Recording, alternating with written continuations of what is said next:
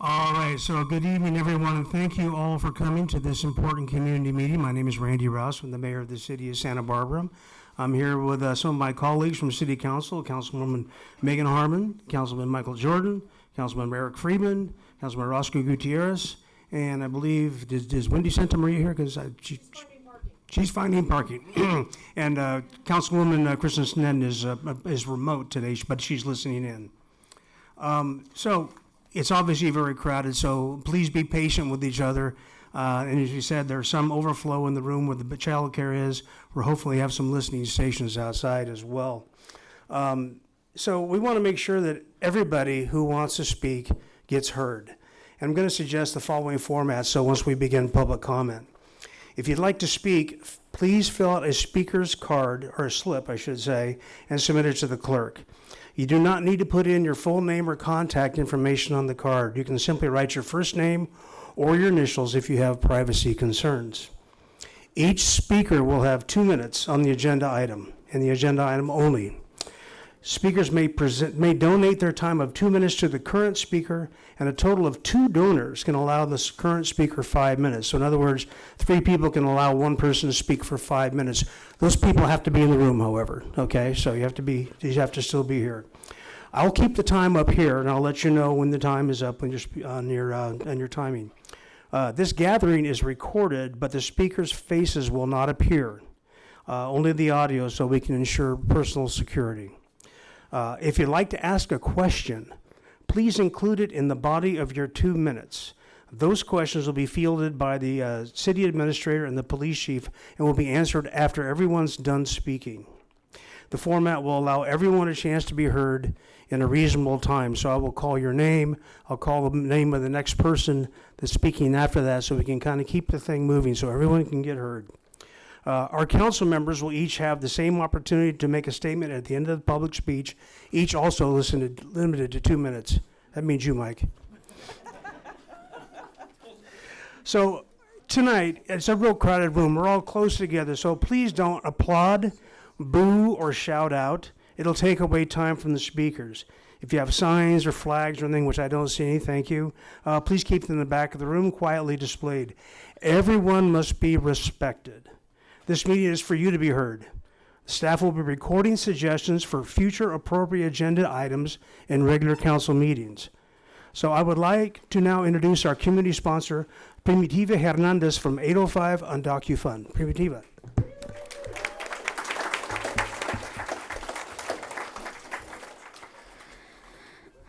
Welcome, everyone. It's been a long day. I see some familiar faces from the county meeting. It went about 7 hours. I've been on the road since 7 a.m., but I am very excited to be here in front of you all because the information I'm going to share, I'm sure it's not going to be new, but for some it is, and it needs to be heard.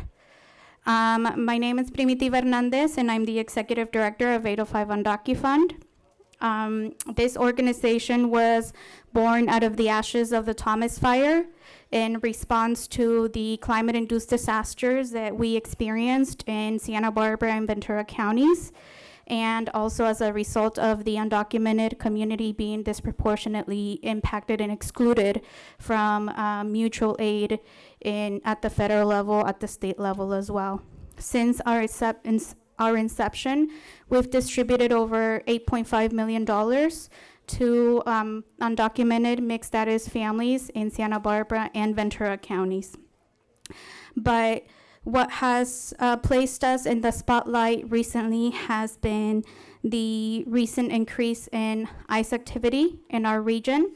So 805 UndocuFund, in addition to Buen Vecino, which is an organization based out of Ventura County, and Mixteco Indígena Community Organizing Project, MICOP, the 3 of us lead the 805 Immigrant Coalition. And the 805 Immigrant Coalition is composed of approximately 200 people that represent different groups: the Indivisibles, Indivisible Santa Barbara, Lompoc, Santa Maria, and faith-based community, as well as some elected officials that have been critical in ensuring that we have an infrastructure in place that has been the main line of defense based on the attacks that we are seeing from Immigration, Customs Enforcement, ICE, and Border Patrol. We have a rapid response hotline. There's some flyers on the back. This is our hotline number. We operate 24 hours, 7 days a week. It's mostly volunteer run and operated. We have over 400 volunteers in the 3 counties that we're operating: San Luis Obispo, Santa Barbara, and Ventura. And there are opportunities for all of you to be involved. Many of you are already volunteers, and those of you that are looking at places and how to get involved and how to fight back against what we are seeing, this is a great opportunity for you to get involved and just learn on how we can protect our communities. On June 10, we held a press conference in front of the courthouse where the 805 Immigrant Coalition, among other groups, were calling for protections, not only for the city of Santa Barbara, but for Santa Barbara County and the Tri-County region. But our message and our call was for the Santa Barbara County to work with us for protections for our community. 30 days later, on July 10, in Carpinteria, many of you that might have been there or saw it on TV saw what we had warned the county that was going to happen, that if we didn't take decisive action, that if we didn't work together with the organizations on the ground, that it was only a matter of time before our communities and our streets were militarized. And that is exactly what we saw. So take this as a warning that we don't need to wait another 30 days. People, we don't need to have more deaths. We don't need to have more pain. We don't need to have more broken families before we take decisive action, even at the city level. There's many ideas that I have to work with the city of Santa Barbara on how we can protect our communities. And I think this is why these community members are here, to learn about what you can do, not what you can't do, because we already know what cannot be done. But there's opportunities for you to show this community that you not only are listening, but that you care. On July 10, there were over 360 disappearances among those 2 glasshouse farms in Carpinteria and in Camarillo. I just learned this information this morning from our public defender's office, that out of those 360 plus, only 4 of them had violent criminal records. That means that 350 plus had nothing on their record. Many of those have already been deported. We have some of our volunteer members that are at the border in Tijuana and are talking to those families, because what we are hearing is that once they are taken into those detention centers or concentration camps, however you want to call them, people don't have access to legal representation. They have the right to one if they're able to find one and if they're able to afford one. But the system makes it nearly impossible for them to access those services that we have worked very hard to provide. Legal representation right now is difficult. Attorneys, public and private, are at capacity. But even so, we as a rapid response network, as a coalition, pull together resources from the Immigrant Defenders Law Center from LA, Santa Barbara Immigrant Defense Center, UFW Foundation, private and public attorneys, Immigration Warriors, which is a Central Coast coalition of attorneys, all 5, Mila, the immigration legal team from ECOP, all working together. The legal services are there, but they're not able to access the people once they are in those detention centers, concentration camps. And what we are hearing from community members who are choosing to sign their deportation, not by their choice, because they are being tortured physically and mentally. What we are hearing is that they didn't have any other choice. they go days without eating. We have pregnant women that are not receiving prenatal care in there. We know that from the Carpinteria raid, there's teens that are now taking care of their siblings. And I think equally important is the violence that the community that showed up to demand that the people in there be treated with dignity and with humanity were met with violence. I encourage you all to take a look at the information that the organizations on the ground are putting out, because the story that the media is painting is very different. They're mentioning a shooter in Camarillo. Even Sheriff Brown made a reference to a shooter.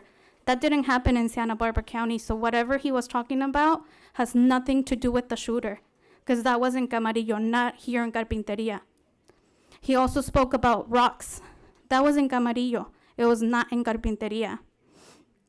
And the community is outraged. They showed up with phones, and there is no excuse why the military had to be used, because some of the answers that we also heard from the sheriff was that when there is a high-level operation, that the military will be called. Well, the military was not called. They arrived with already expecting and inciting this response from the community. Was no reason why the military had to show up at that size farm. Such a big show of power and violence was not necessary. And with this, what I'm seeing is that if the city of Santa Barbara, as well as the other cities in the county, do not support the organizations on the ground, do not hear the demands from your constituents, it's not going to be 30 days. It's going to be much less time than that. We know that ICE just got a really huge increase in their budget, and many organizations like 805 Andaki Fund, we're not receiving a single dollar from local government, from the state, or from federal. We are 100% funded by philanthropy. And at the end of that meeting, there seemed to be conversations by the County Board of Supervisors that they're considering the $1 million request that we asked, not for ourselves, but for all the organizations that are doing the work on the ground, rapid response, legal representation, know your rights, are gonna come to the cities and say, you wanna pitch in? You shouldn't pitch in. They need to allocate $1 million, and the city of Santa Barbara needs to allocate separately for these people here. So those are the conversations that we heard. And for us, we just urge the community to be involved, to pay really close attention to the story that the media is painting. I know that many of you were out there, and what happened in Carpinteria, it's only a matter of time before it happens in other cities, even here in the city of Santa Barbara. And I don't think I need to be back here 30 days from now and tell you, I told you so, before you start believing that this is real and that it's at your door. And I'll be here for questions if any of you have any questions about that. Very good. Very good. Thank you, Primitiva. The next speaker will be Chief Gordon.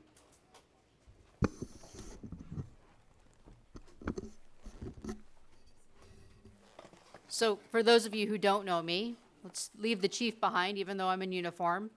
My name's Kelly. I am the chief of police here in the city of Santa Barbara. So first, I'm going to say thank you for coming out tonight. I know this is not easy. I know it's not easy to have these conversations. It's not easy for me to have these conversations. So I'm here to be honest, transparent. If I can't answer a question, I'm going to tell you I can't answer it, because I don't have all the answers to all this. I'm here to listen more than anything else tonight. And that's the one thing that I can guarantee from you. I don't have, listen, my crystal ball broke. but what I can tell you is you have my absolute commitment to listen and to try to work together and come up with the solutions that we can come up with. And sometimes we'll have to agree to disagree, I just ask that we have the conversations and try to do it in a productive and respectful manner as we move through this. These are clearly unprecedented times for all of us. And, you know, my first priority in this community is to provide public safety for everyone, regardless of immigration status. That's a really important piece that I want you to all walk away with as well. I'm going to say it because I've been asked. I know I've put out written statements, but listen, the Santa Barbara Police Department does not participate in immigration enforcement. There's a copy of our policy in the back. This is not new for us. This didn't just come about. We have not ever participated in immigration enforcement. We certainly haven't done it in the 3 years that I've been the chief of police. We don't ask about immigration status during calls, stops, investigations, community events. We don't ask that. We don't want to know that. That is not what matters.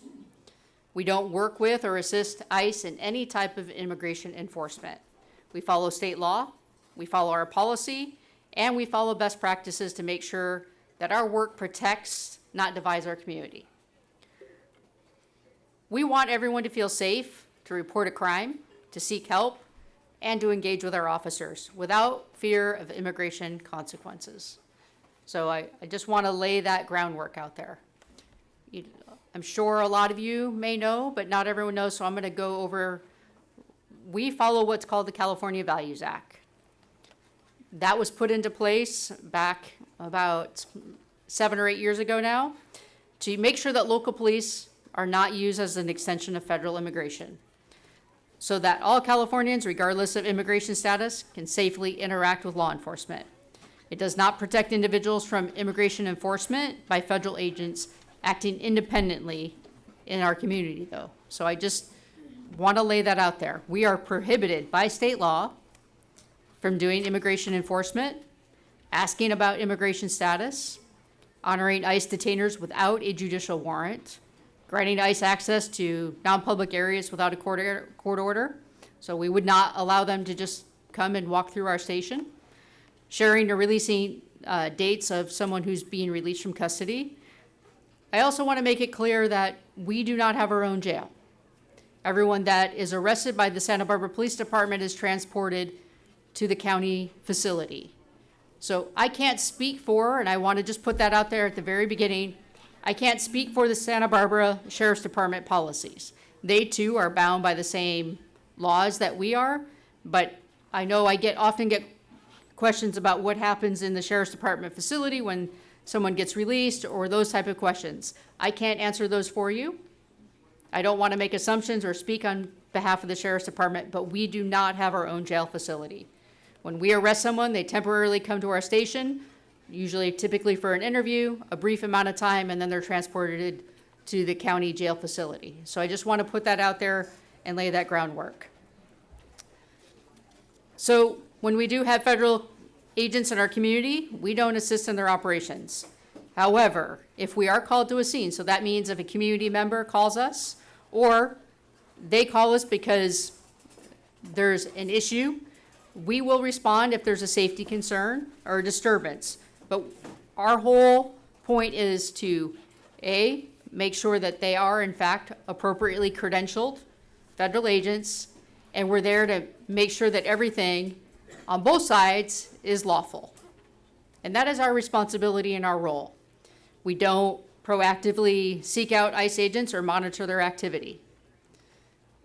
So we're not there, if we are there, to support immigration activity. Really, it's about making sure, what I talked about, that public safety piece at the very beginning, it's about the rights and safety of everyone in that moment and at that time.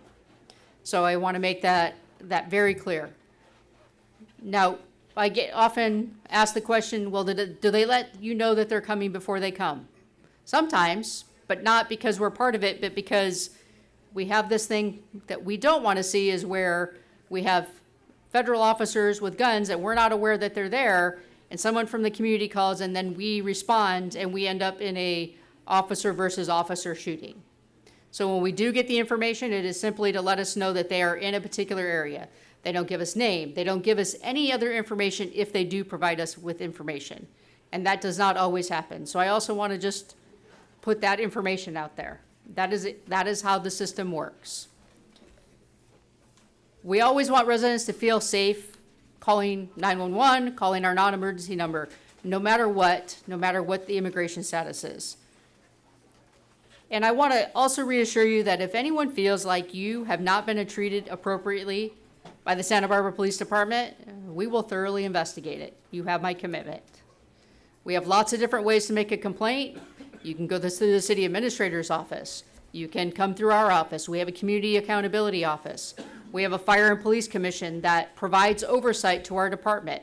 We have to report out all of our complaints. So we don't operate within a silo or a bubble. You have Barbara Anderson from the city administrator's office that also is our monitor. So those pieces are also in place to ensure that we are acting within all of the laws, but also within what is appropriate for our community. So I also want to, put that out there. I can't speak to what we see on TV or all the different pieces of that. To her point, I was not there. I can't take the media accounts. I know that there are things that people have experienced that I can't even imagine. But I don't have a role in investigating those. That is done by federal agencies, and we don't have any power to investigate what is happening at the federal level or what those agents are doing. But what I can assure you is that if your officers here in this community don't act appropriately, or you have concerns, we want to sit down and have a conversation and conduct an investigation if necessary. But we need to know and we need to hear about it so we can talk about it. Because sometimes it's a misunderstanding and other times it requires more conversation than that, and it requires an investigation. Also, there's also this thing called the California Attorney General. If we're not following the California Values Act, our Attorney General's office will certainly investigate the department for not complying with state law. So there are multiple levels of oversight for the department. For your department, which is what I want to make clear, this is your Santa Barbara Police Department. This is not my department. This is your department. This is the community's department. So we remain committed to making sure that everyone is treated with equity and fairness. If anyone needs to call us, clearly they can call 911. They can always call our dispatch center. I'm going to give that number, which is 805-882-8900. If an ICE agent shows up at a community center, a workplace, and for whatever reason the community feels unsafe, they can always call the dispatch center.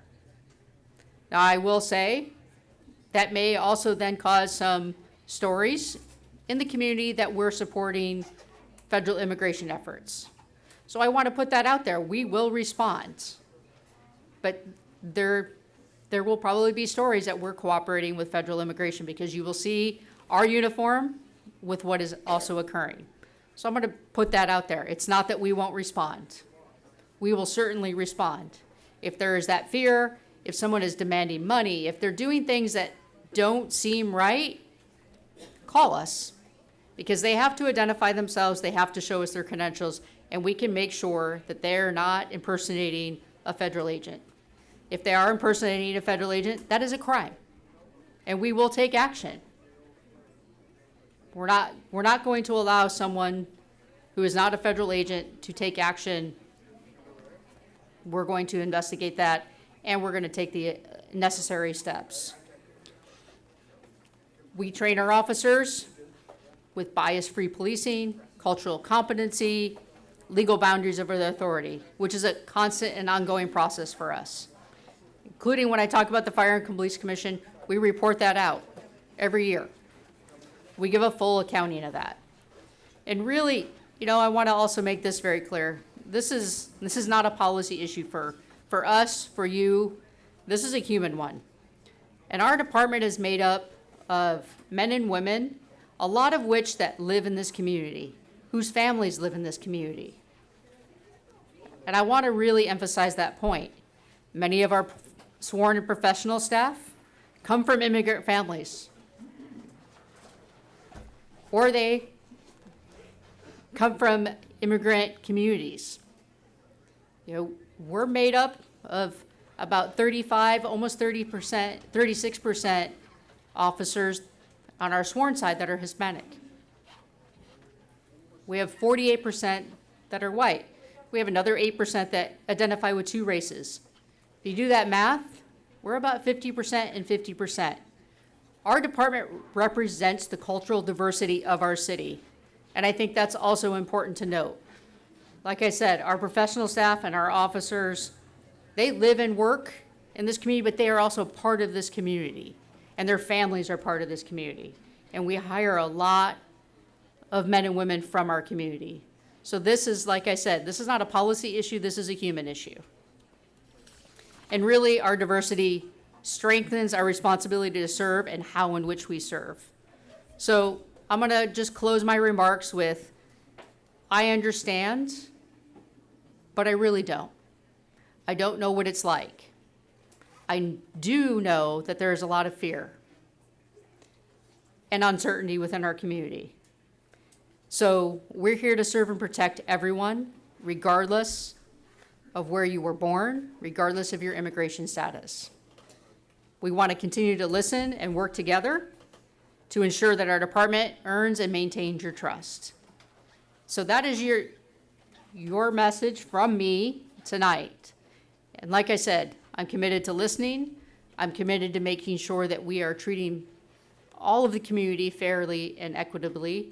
And I don't know that I'll have all your answers to all your questions. I actually know that I won't, but I'm here to listen. So I appreciate your time, and like I said, I know this is a hard thing to do, but I really appreciate the full room and everyone's voices, so thank you. Thank you, Kelly. Appreciate that. Is my mic on? There it is. Thank you, Kelly. We're going to have a couple of words from some of our elected officials that are not part of the city. We'll start out with Erica Reyes from Salud Carbajal's office. And they've all promised to be real brief, too.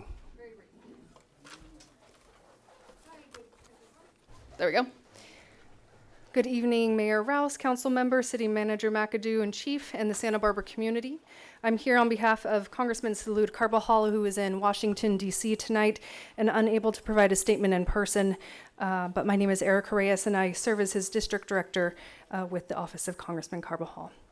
Last Thursday, July 10th, 2025, the Department of Homeland Security was conducting a raid at Casitas Pass Road in Carpinteria. There, Congressman Carbajal and I, as his staff, witnessed a disproportionate display of force against local farm workers and local community members who had gathered on Casitas Pass Road out of concern for the militarized operations occurring in their normally peaceful community.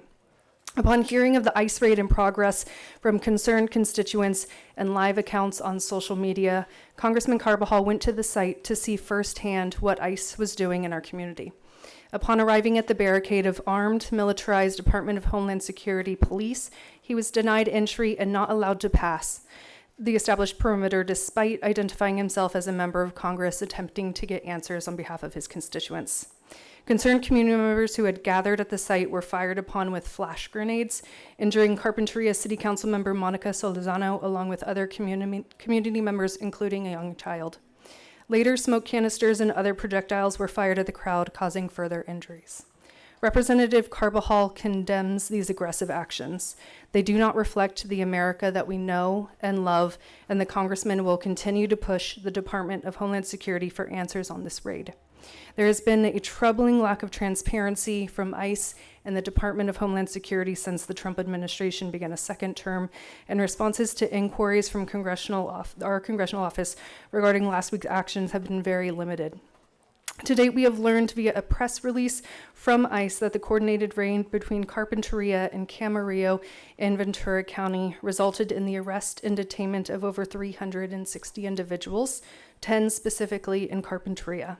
Some of the individuals have already been deported, while others remain in ICE detention. Reports from the larger Camarillo raid site include the death of one of the farm workers.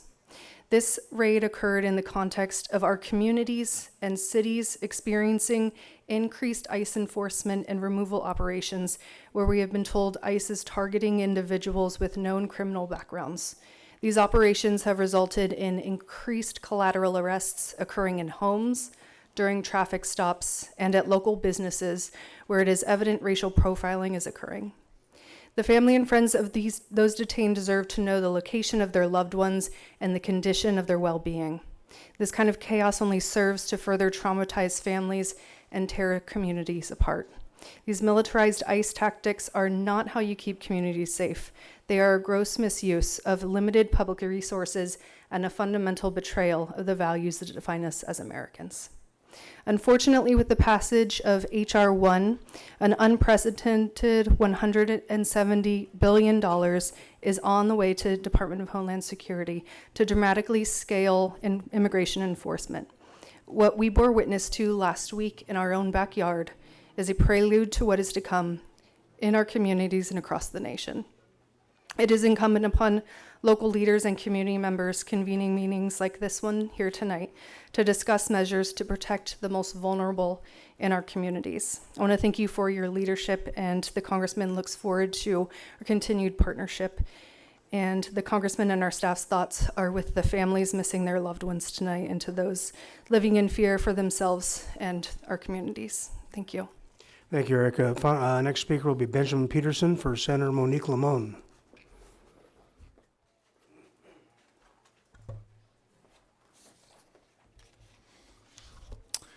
Thank you, Mr. Mayor and members of the City Council and the City of Santa Barbara for allowing us to speak today.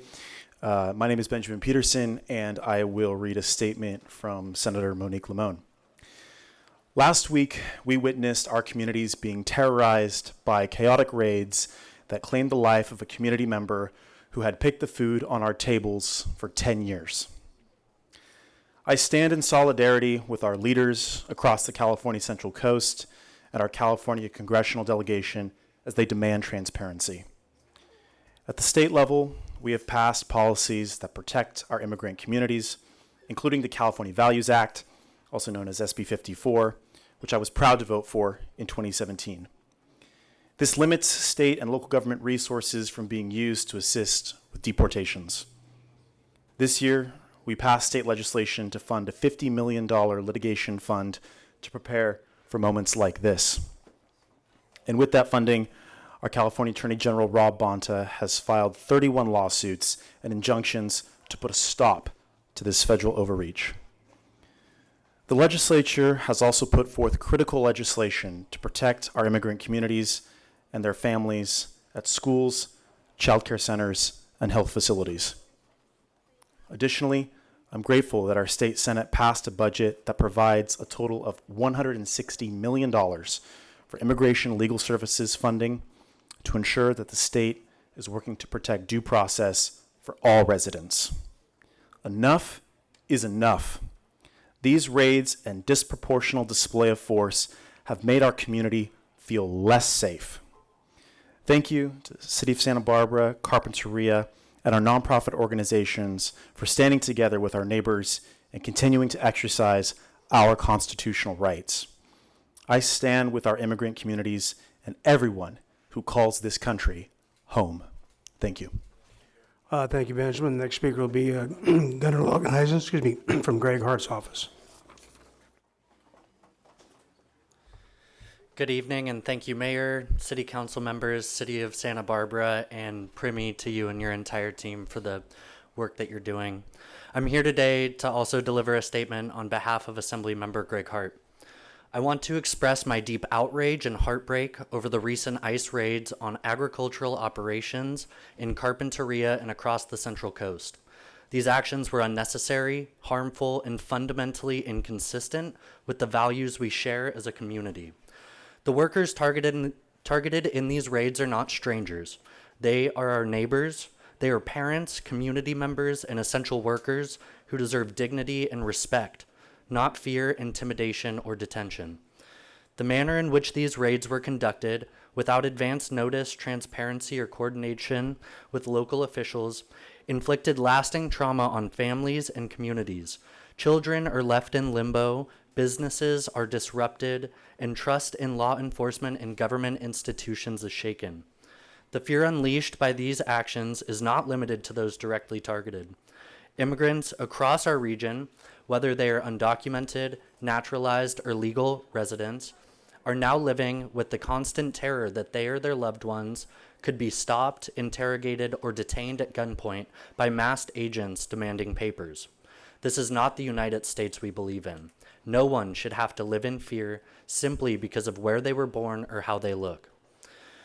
I have reached out to federal authorities to demand answers and accountability, and I will continue working with state and local leaders to ensure that these unjust and damaging tactics are never repeated again. I am deeply grateful to the nonprofits and community organizations across the Central Coast, such as the Immigrant Legal Defense Center and 805 UndocuFund, for their unwavering support of families affected throughout the region. This community has always stood for inclusion, decency, and compassion. These raids do not reflect who we are, and we must make that clear. Thank you for the opportunity to share these remarks. Next speaker will be Warren Ritter for Supervisor Roy Lee.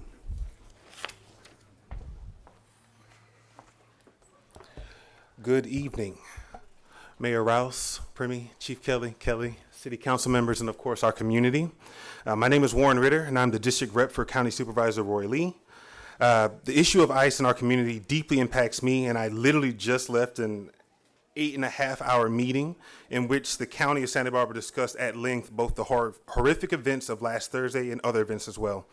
I wanted to share with my community some of what came of that meeting because we all deserve to know what our governing body is doing on our behalf. As you may know, back in December of 2024, the County Board of Supervisors passed a unanimous resolution in support of our immigration community to mitigate bullying, harassment, and discrimination of all kinds, and we're the first local jurisdiction to do so. We have had several Know Your Rights forums as well as the Truth Act forum. We heard earlier about how expensive that legal defense can be. And as far as tangible actions, we have also given $345,000 from the Community Human Services Commission to the Immigrant Legal Defense Center to fund youth legal support services. As far as today, and this is hot off the press, what we have done as far as the actions and motions from today's meeting. We have directed the CEO to write to ICE directly and other federal agencies under the Freedom of Information Act to include the following. We are formally seeking transparency from federal agencies by requesting detailed records of ICE and all activities, including we want to know exactly when and where ICE raids and arrests have happened in our county. We're asking for the names of people who have been detained and the specific reasons why they were picked up.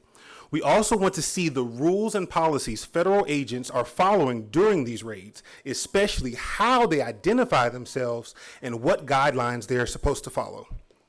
We are also directing staff to return to the board with an amendment to the legislative platform to advocate for improved immigration reform, including provisions regarding due process, detained by ICE, and identification of enforcement officials. This also leads into return with information on the State Senate Bill 805, which is pertaining to the federal agents having to provide identification, and SBX 627, which is about the officers wearing masks during recourse of their position. We're also going to explore enacting an ordinance prohibiting voluntary sharing of personal, identifying, or locational information with ICE unless compelled by judicial order, and have the chair request ICE to appear before the Board of Supervisors at a public hearing to answer questions both from the Board of Supervisors and the public.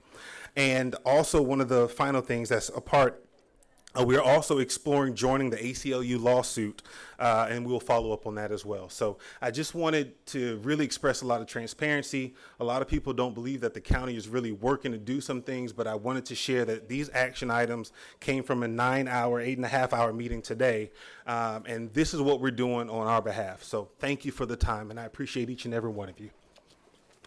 All right, thank you very much. We're going to begin the regular public comment right now. Please bear in mind once again that if you want to pose a question, you may pose it during your 2 minutes, and we will write that down and we'll address it later on. Okay, well, she gets exactly three total for the 5 minutes. Yep. Okay, so we'll start out with Nancy Vosen, followed by Jacqueline Inda. Nancy?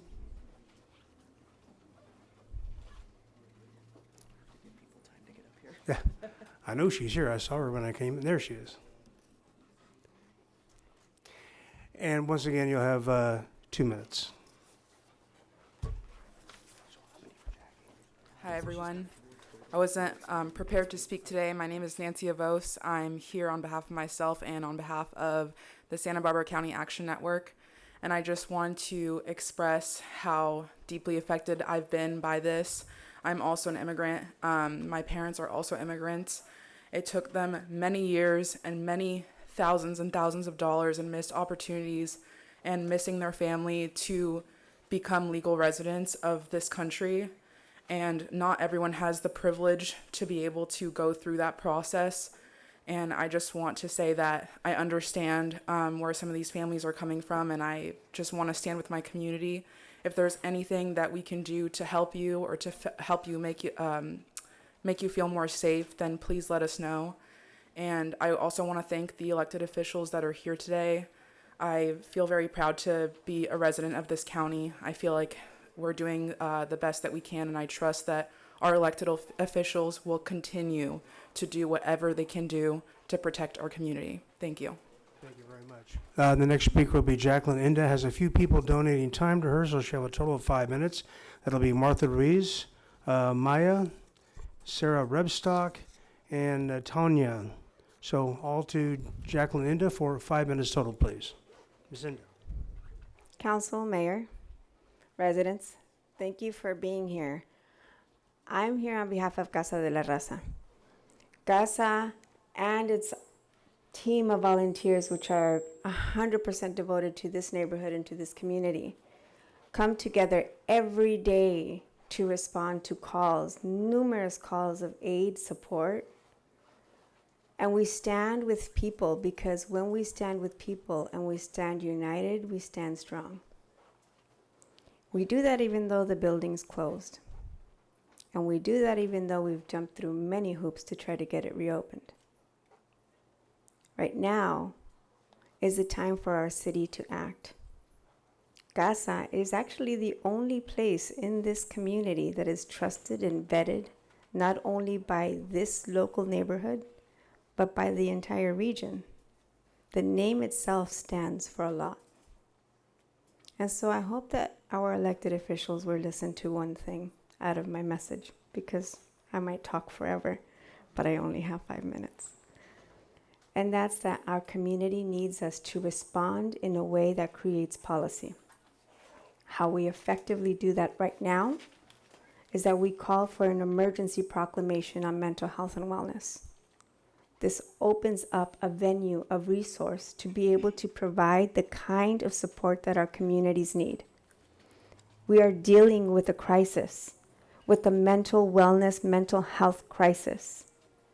And your response to that can be creating that emergency proclamation and responding by opening up the funding that comes with it in partnership with the County Office of Emergency Response to provide education, resources, and boots on the ground. Our volunteers can only do so much, and we're talking about at least another 3 more years of something that's headed toward us like a storm. As community, we need to do more. When it comes to community policing, the reason why we have community policing and why we receive those federal grants, let me remind you, because my canas and my hair will let you do that, is because Proposition 187 came through, and it creates such a huge divisiveness that it made people steer away from law enforcement and victims fall into the shadows. So it took us decades of grants for community policing to get to the point where the relationships were built again. And here we are in another storm with people that are saying enough is enough when we haven't even gotten started. So how you support this community right now is creating that emergency proclamation and starting to work with the networks that have already been established through COVID and create the kind of mental health response that this community so desperately is calling for. Because when we start to boil, and when we start to act, that boiling part will spill over. And we're not even at the beginning of this war. So I ask you, I plead that you start to look at the military tactics that we have in front of us. Because ICE patrolling our neighborhoods on the east side and the west side, our majority minority protected class neighborhoods, is a tactic. It's a suppression tactic, and it needs to be responded with mental health service and support for the people who need it. So I thank you for your time. I won't take up more.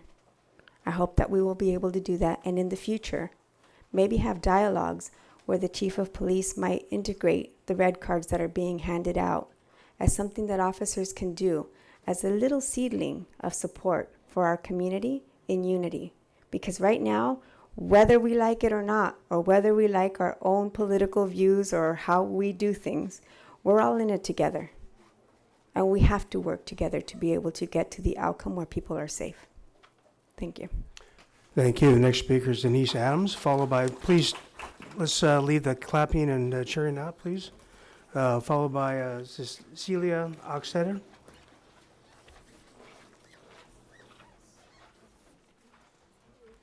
Good evening, and thank you for holding this meeting. As many of you know, I've been in the area for 45 years on this side of town, and I'm a parent of 2 Santa Barbara High alum. It's a very highly emotional period, and I'm very fortunate that I, during my youth, was an exchange student in Tasco, Guerrero, Mexico, and Cuernavaca, Iguala. So I know the differences in culture, and I, in part, as a result, know part of the policing issues. We do not have a national police here.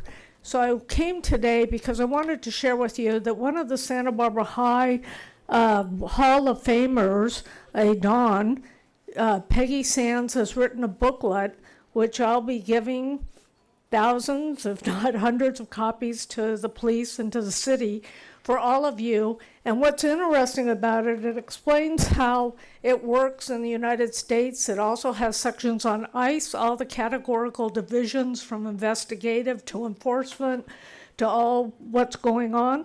Because like all of you, I've been involved in immigration since 1986 with the Federation of Americans for Immigration Reform, Center for Immigration Studies, as well as with Numbers USA. And so why I like this book, Peggy flew out from Washington, D.C. I met with her Saturday for 8 hours, and it will explain, as it did to me, all the basics of immigration, how it works, how ICE works, how we don't have a national police, and basically in our country we have a pecking order. The federal government is in charge, and whether we like what they do or not, meetings like this are helpful. The proposed county meeting with ICE is helpful, but we can't blame our police or our sheriff for things that are out of our control. So this book I think we'll find helpful just for explaining how the structure is set up, as I did. So thank you for your time. Thank you. Celia Oxtetter, followed by Leo Smith. I give my time to whoever needs it. I'm sorry, who do you give your time to? Whoever needs it. Whoever needs it? Yeah, Okay. who needs more time to talk? All right, well, and you're Celia? Yes. Okay, very good. Leo Smith, followed by Andy Garcia.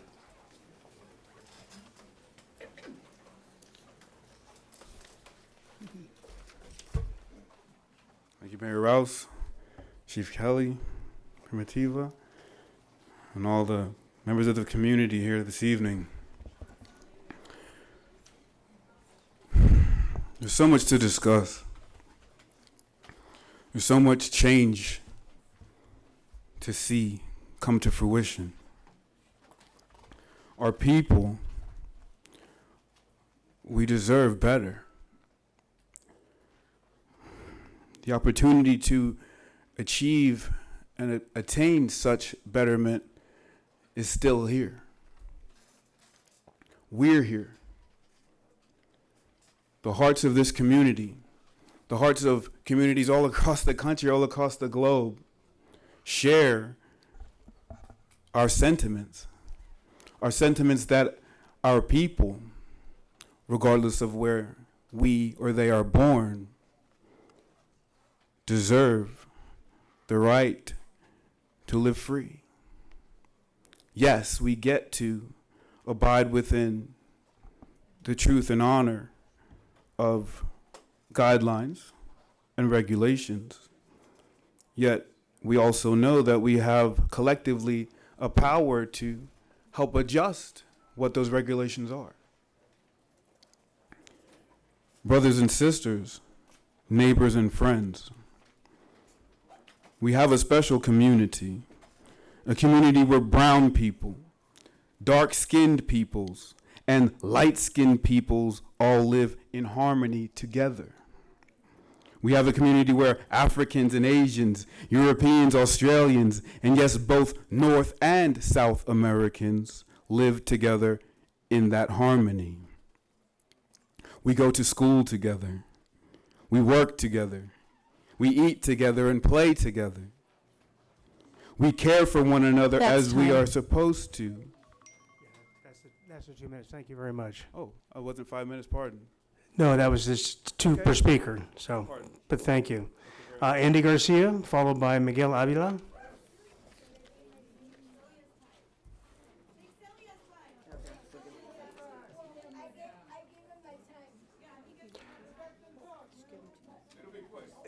Okay, just make it very quick, because we're trying to get through this. We got a lot of folks that want to be heard, so I'll be swift. just I get it. appreciate you. Okay. Our neighbors are truly all persons, right? Our neighbors are not just those who live next door to us.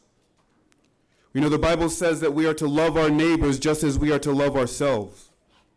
Our neighbors are not just those who live next door to us, not just those who resemble us in appearance, not just those who vote like us or speak like us, and not just those who agree on what to have for dinner. Our neighbors are truly all persons. Anyone you can imagine is truly your neighbor. We have a right, a duty to uphold honor, security, liberty, and dignity for all persons here in this community and communities across the globe. This is a big world. Yes, this world meets right here. Our world vacations here in Santa Barbara, visits here, lives here, and sometimes they don't want to leave. But nor should they want to leave, nor should we. From this day forward, may we decide that all good deeds may go as unpunished, that all good deeds may be rewarded. May we decide that we no longer must choose between the lesser of two evils. Let's decide, let's require, let's demand that we choose between the greater of the most kind, the greater of the most loving, the greater of the most peaceful and gentle, trustworthy and compassionate. It's time we decide who leads this country, the good and never the evil, the blessed and never the cursed, the good and the truly good. Amen. Okay. Thank you all. Thank you. Thank you very much. Miguel Avila, followed by Fabiola Hernandez. Oh, Andy Garcia. What's that? Andy Garcia. Andy Garcia. Oh, Andy Garcia, right. Got thrown off here. Go right ahead, Ms. Garcia. That's my job. Throw you off. Hi, everyone. I guess my question to you all, thank you all for being here, but what took you so long? Brittany told you guys. She told you months ago what was happening. And I know everyone here is up in arms and we're reacting to some gnarly stuff that happened in Carpinteria and in Camarillo. But this has been going on for a while. I reported for duty, Captain Gordon, at about 6:45 this morning because I've been patrolling our neighborhood almost every day, along with other volunteers. Why are we patrolling our own neighborhoods? We do because we care. I grew up here. I'm a little brown kid from a rich city, born and raised here, right here in this community. And a lot of us are doing the patrolling, and we're happy to do it. And people are happy to donate to us so we don't have to use all our money for the gas money to go back and forth. But we want to hear what you're going to do and what you can do. We know what you're trained to do. We see it. It's all online, very transparent. Your DEIA, very transparent, very cool. I've met some of your police officers that are born from here and raised from here, patrolling the park. I do work at with some volunteers at Ortega Park, or Ortega Park Steering Committee. But it's not enough. We need to know what you're going to do. Proclamations are wonderful, but they're really just words. We need ordinances so that your officers have a little bit more to work with when ICE shows up, or when the First Amendment auditors show up that also terrorized our downtown, last week? And there's at least 2 reports that we got in Ortega Park that they were carrying guns. They carry cameras, but they use them as weapon. They terrorized the businesses. People left their lunches. That's time. Because they were doing that. Thanks. Thank you very much. Miguel Avila? Okay, we're gonna try to keep the cheering and all that down so we can get through these speakers, please. We've got a lot of folks left to go. Miguel Avila, followed by Fabiola Hernandez. Good evening, everyone. Mr. Mayor, council members, the community together. That is beautiful. 52 years for me in this community, and this is the worst that I have seen happening when it comes to raids and chasing and arresting our immigrants, community, and our working class. So I want to thank all the community for being here. This shows that un pueblo unido jamás será vencido. A strong community together will never be defeated. And Santa Barbara is together. Council members, thank you for this opportunity. Chief of Police, thank you for all your speech and all your transparency, everything that you mentioned to everybody, for everyone to hear. So I've gone through, in 52 years, I've gone through so many crises and so many ups and downs, from 187, Pete Wilson, and all of his bad 4 years that he had. But this is the worst that I have experienced, and I know that we'll go through it. You know, we lived 4 years of Donald Trump, 2016 to 2020. But we'll go through it. We'll live through it. But we need to stay together. We need to protect our businesses. We need to protect our working community. We need to protect our our immigrants. So please, I encourage the city of Santa Barbara to put together a fund or something to compensate or to give some money to all these working families that have lost their dads, all these kids that are without a mom or without a dad. We need to protect them. We need to look after them. We need to help La Casa. Please help La Casa de la Raza. That's time. I'm president of the Greater Santa Barbara Hispanic Chamber of Commerce. I'm president vice president of the Santa Barbara Foundation. Yeah, thank you, and Miguel. I'm here myself as an individual to speak for the community. Thank you. Thank you. Fabiola Hernandez, followed by Candace, and I don't know if I'm going to be able to get through the last name, so hopefully Candace is out there. Hi, my name is Fabiola Hernandez. I wasn't planning on talking, but I feel hopeless. I feel hopeless, and I don't know what to do to help my community. I work with young children and families, and I don't know how often you get to see the tears in their eyes. I don't know how often you get to see the terror. I'm glad to hear that you're here to listen, but it's time for action. This needs to stop yesterday.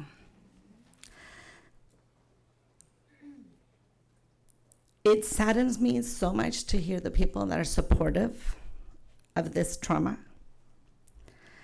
I can't imagine the joy they get in seeing human beings being treated this way. They're joyous of this. That's where it's coming from.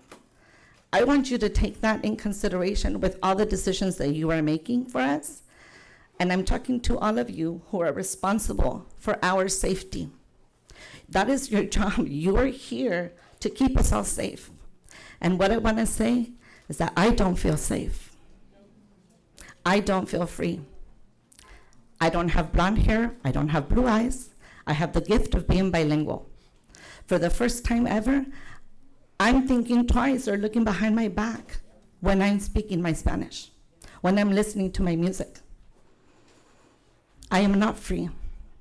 I'm pleading with you. We need action, and we need it now. Thank you. Thank you. Please, folks, let's not go through the applause every time. Candace, followed by Ashley Farrell. Okay, is Candace here? For everything here. So I was, real quick, Indio High School, Cesar Chavez. I was a rehab counselor with the workers who work in the fields. There's a GoFundMe for Jaime Alanis Garcia, who, as we know, was killed in Camarillo, that I hope we can support. And El Pueblo Unido no estará vencido. Thank you for everything you do. Thank you. Ashley Farrell, followed by Kim Miller.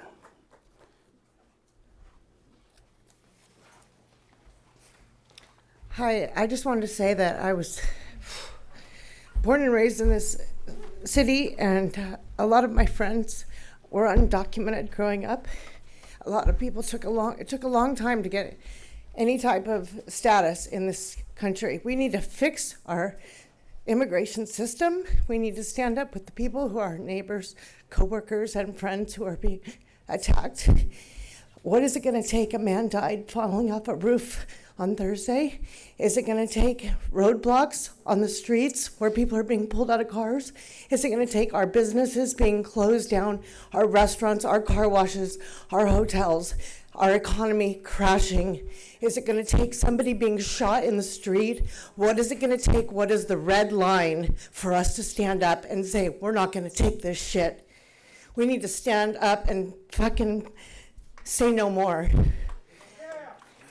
All right. Kim Miller, followed by Lizzie Rodriguez. Kim Miller, followed by Lizzie Rodriguez. Lizzie here? Kim?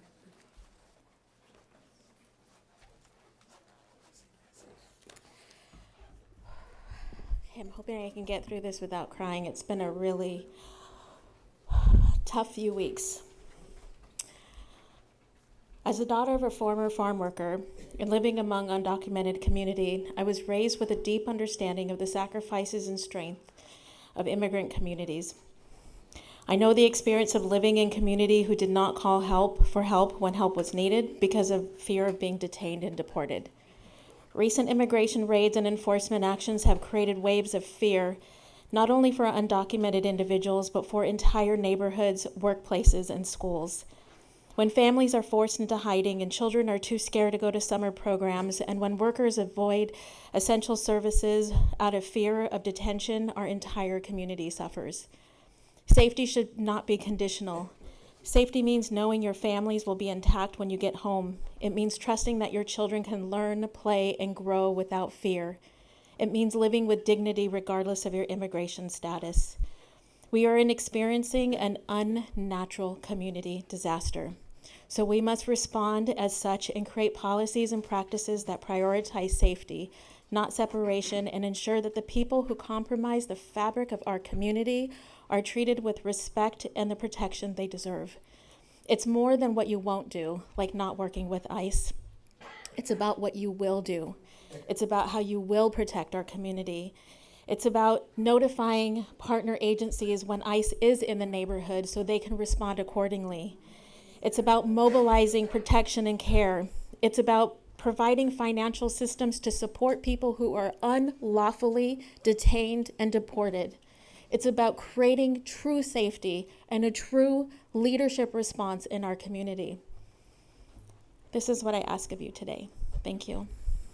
Victoria Voss, followed by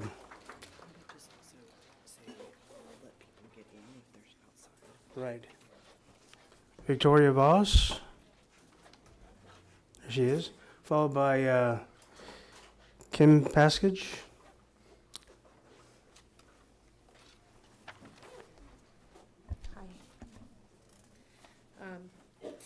My name is Victoria Voss. I was born here in Santa Barbara, and I am here today to stand with my friends and neighbors and ask what you are going to do to end this now. I'm here because there are daily abductions in our neighborhoods, and I don't have eloquent words tonight to express the deep sadness that I feel in this moment, but I do have two questions. Logistical questions. First, if racial profiling is illegal, who is going to investigate this violation of our law on our streets when it has clearly become policy for the federal government? Since ICE has chosen to disregard the law, how does justice happen now? Second, as Primi stated, we are here to find out what you are going to do to protect us, not what you can't do. So I ask each one of you what you are doing as our elected officials and as individuals to help the people that are here tonight. That's all. I just want to say that I support all of the actions that are practical, and I ask that you act swiftly and decisively to make sure that our democracy doesn't end. Thank you. Kim Paskage, followed by Reina Angel.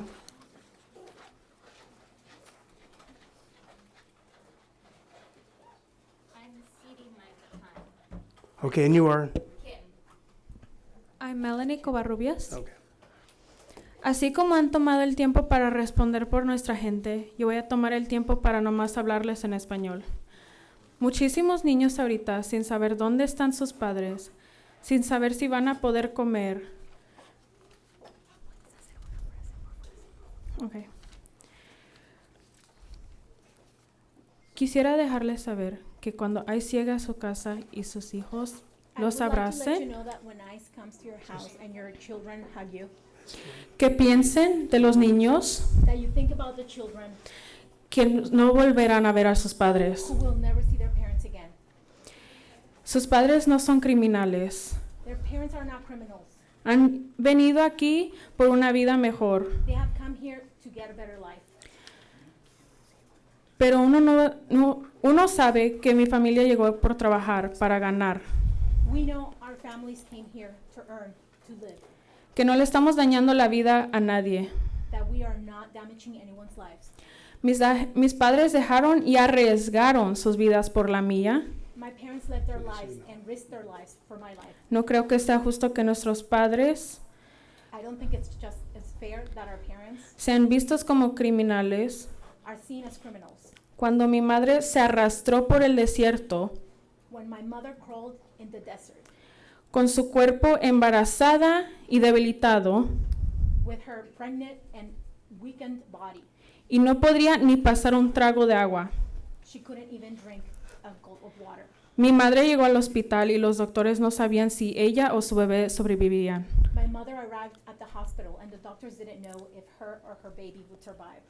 Pero lo más chingón de mi madre es que no nomás ella sobrevivió, pero también ese bebé.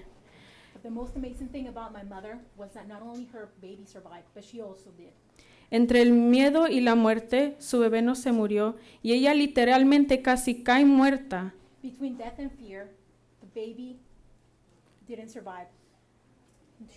Yeah. The baby survived, and she literally was almost dying. Y pudo haber sido abandonada, pero nos dio una vida buena. Llegó aquí sana. She could have been abandoned, but she gave us a good life, and she arrived healthy. ¿Puedes pensar que ustedes podrían pasar por algo así? Have you ever thought that you could have gone through something like that? Sin un trago de agua en el medio de nada. Without a sip of water in the middle of nothing. Saber si volverías a ver a tus padres o a tus hermanos. Without knowing if you will ever see your parents or your siblings again. ICE no pertenece aquí. ICE does not belong here. La realidad de nuestra gente The reality of our people es que el miedo nos detiene, is that fear stops us, pero tampoco no nos rajamos. but we're not giving up. Sabemos movernos y saber que nuestros hijos nos necesitan. We know how to manage, and we know that our children need us. Familias que han dado todo por una vida mejor y más confortable. Families that have given everything for a more comfortable life and a better life. Sus sacrificios los vemos y de parte de muchísimos niños de primera generación, muchísimas gracias. Their sacrifices, we see them, and from the side of children from many generations, thank you very much. Gracias por todo lo que nos han dado, aunque muchos llegaron sin nada. le buscaron y trabajaron y no se rajaron y los vemos y los apreciamos. Thank you for everything you have given us.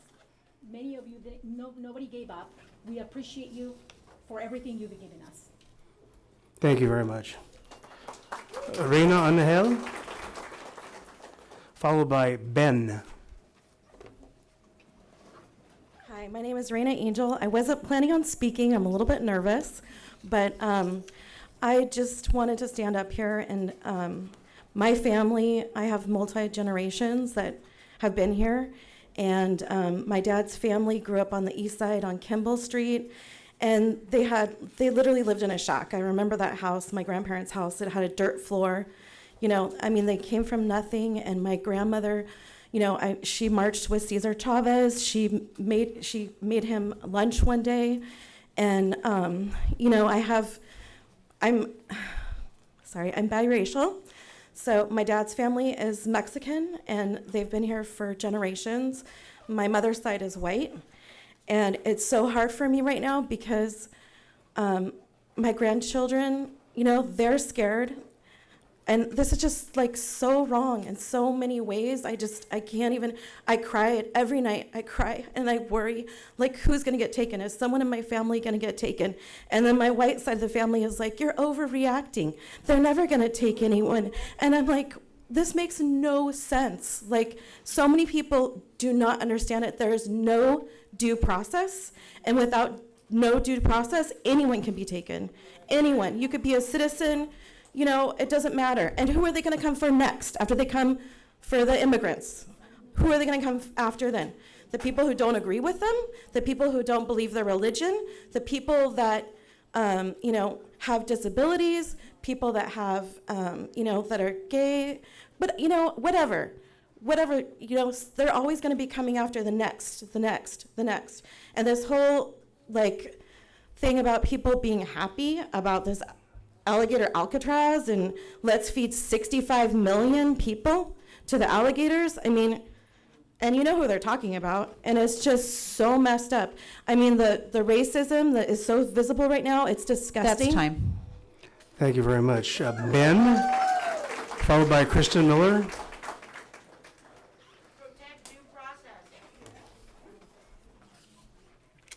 Hi, how much time do I have? 2 minutes. Oh, okay. So I wanted to say a few things. If anyone disagrees with me, they're free to talk to me outside about it. So recently, there are many terrible things that have happened. Here are a few examples. Trump claims he cares about the law. He does not. He pardoned a man who ran an operation called Silk Road that used Bitcoin to sell illegal weapons or narcotics to anyone who could pay for it. That is not a law-abiding person. Trump pardoned him solely because he was bribed. He claims he cares about fentanyl, wants to crack down on it. He does not. This guy, who he pardoned, ran a massive illegal drug operation. He lies and lies and lies. Every single day I see the news. It's truly depressing and appalling. I've gone to protest against it, but it has not done much. I'm not going to give every example of what he has done because, you know, I only have 2 minutes. And so considering all the terrible things I've seen, it just makes me very depressed, and there's nothing I can do about it. The protests I've gone to don't seem to be changing much, and we have to do 3 more years of this. One of my big concerns is that after Trump's gone or dead, whichever happened first, that it won't be over, because there's no reason to think that our next leader won't be even more appalling than Trump. We might have a better one, but I'm concerned that the next leader is going to be even worse. So I've concluded that the moment I turn 35, I'm going to run for president to try to become a leader who actually cares about this country, not just the greedy rich, and I hope you can give me your vote, and I would much appreciate that. That's all. Thank you. Kristen Miller, followed by Marcus Lopez.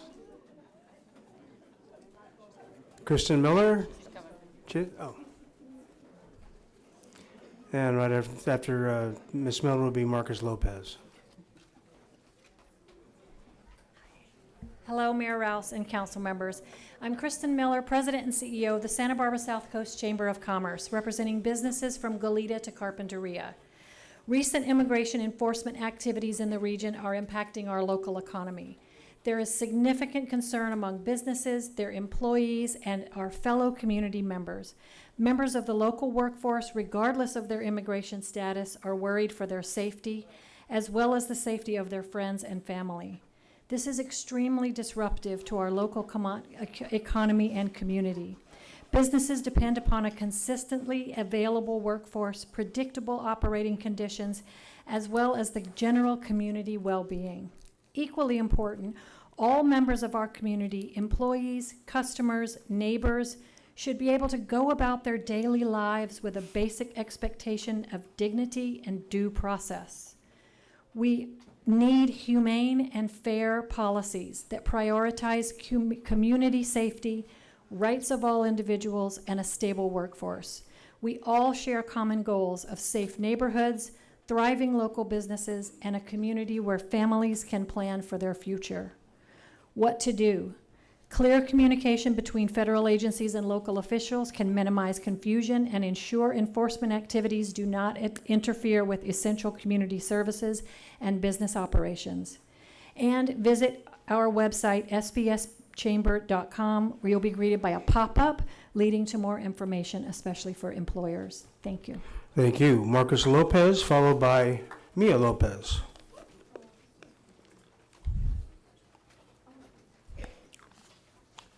Marcus Lopez.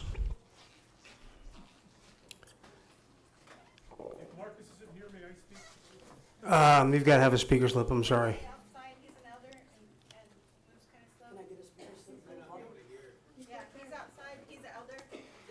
He's outside, okay, very good. We'll wait.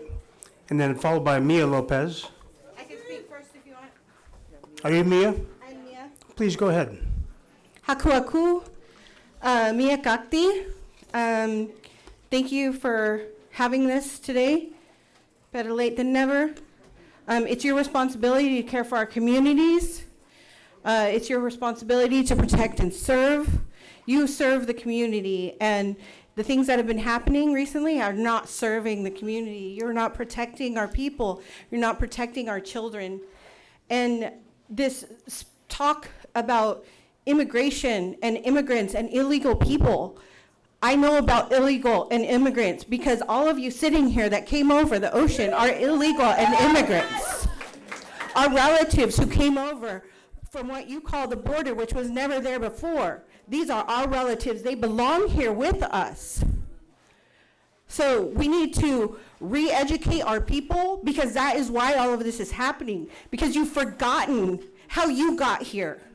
You've forgotten the violence that brought all of you here, and it's being perpetuated all over again. This is genocide all over again. We have these Nazis out here endangering our communities, and we can't do anything about it because we are the ones who are brown. We are the ones who are the color of the land, not you. And they are having more power over us because it's being allowed by this government. You're out of order. You need to remember the history that our people came from. Because we're still here, we're still watching you. You are on our land. And we are putting you on notice that we are still watching. And you can try as hard as you want to get rid of us, but we are not going anywhere. Marcus Lopez. Is Marcus here? Marcus Lopez? Okay, we'll move on to Jennifer Sanchez.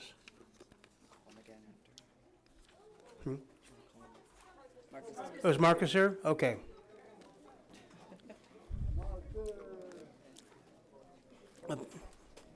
And then Marcus will be followed by Jennifer Lopez, or Sanchez.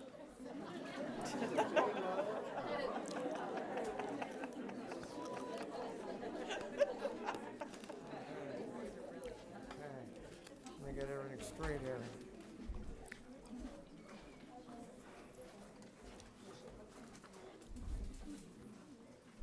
Who was the recording person at? I just, you? Yep. Oh, there we go.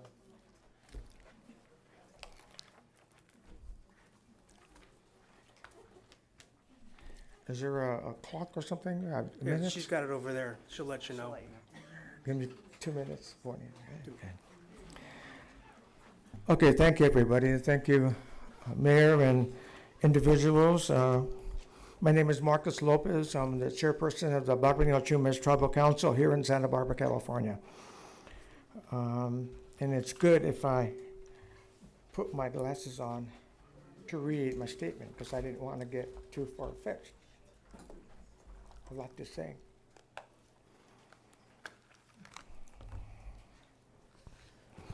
We, the Barbara Chumash Tribal Council of Santa Barbara, California, voice our outcry to stop the raids, stop the attacks on indigenous peoples. Why do I say that? Because many of the families that are farm workers, service workers, landscape workers are from the poor indigenous villages of Mexico and Guatemala. Many are not. The Barbara Chumash Tribal Council believes and supports the DRIP, Declaration of the Rights of Indigenous Peoples. In particular, Article 17, Article 26, socio-economic conditions of special attention to the needs of children, women, elderly, and the disabled, which the ICE attacks destroy those communities and those peoples.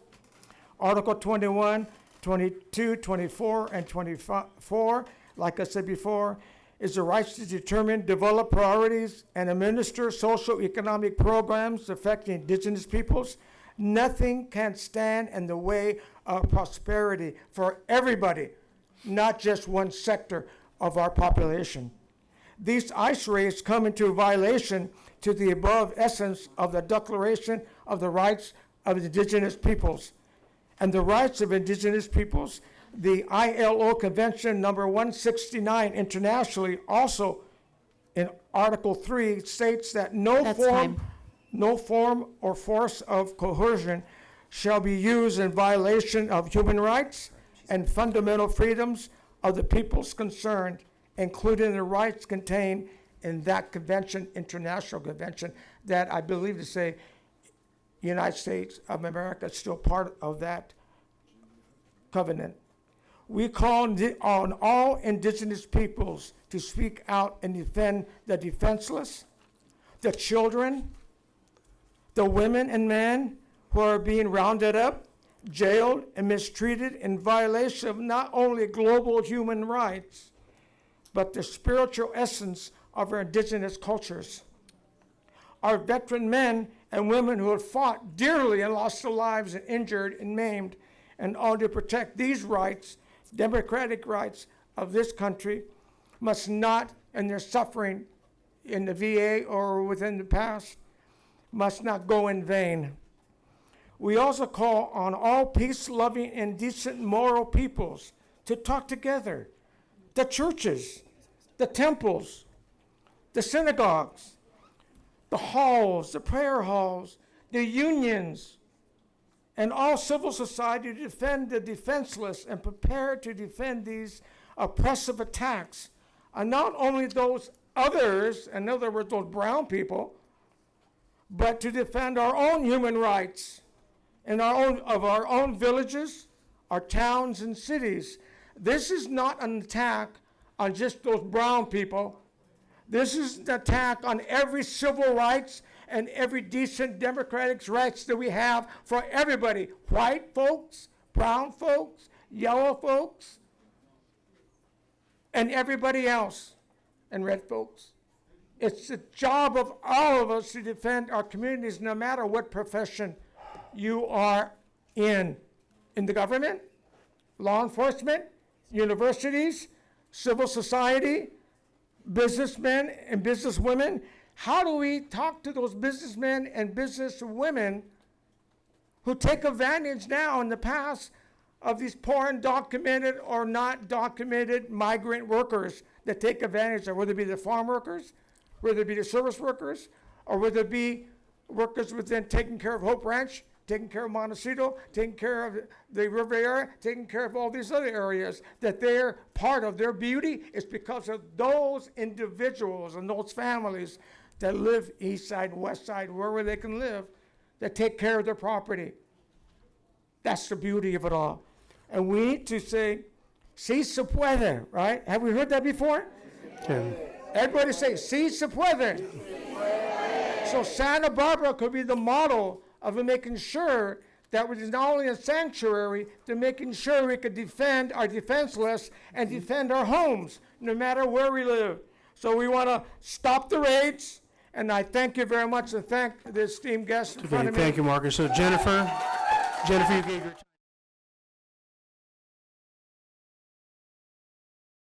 Followed by Mary Ellen Brofel.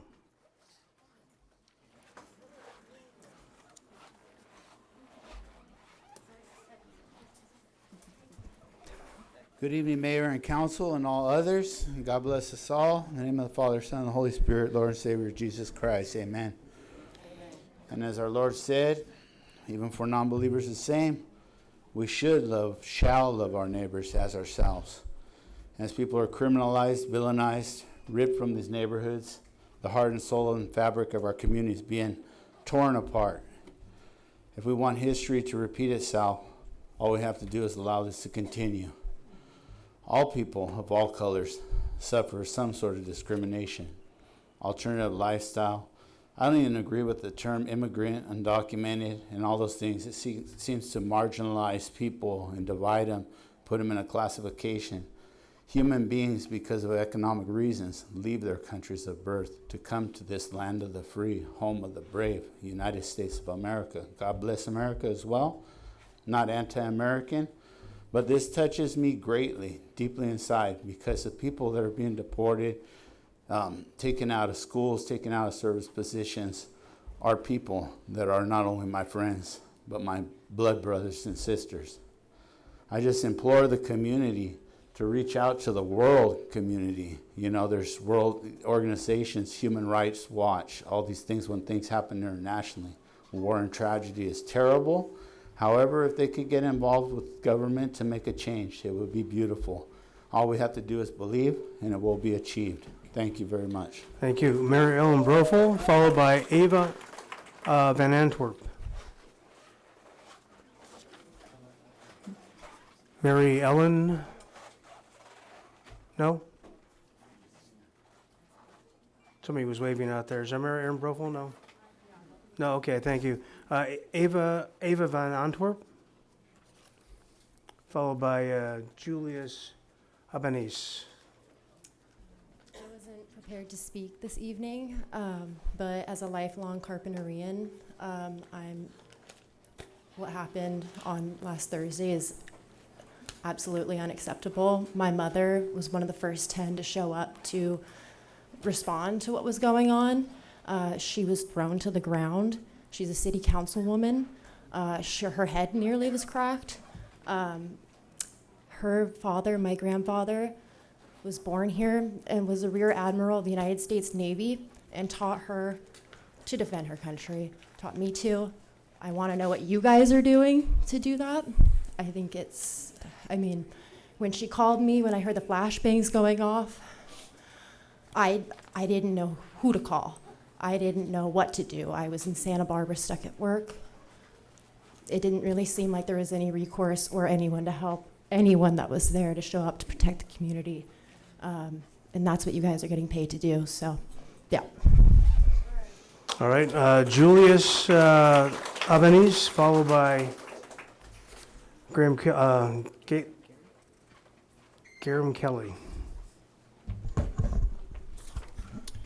Good afternoon. Good afternoon, everybody. Much has already been said, so I'm going to keep the main thing the main thing. We are in the midst of a crisis. The crisis of the identity politics of whiteness, imperialism, and settler colonialism. Over the past 2 years, whiteness and settler colonialism have enabled the genocide in Gaza. Over the past 400 years, it has enslaved and dehumanized Africans. Over the same period, it has dehumanized and genocided Native Americans.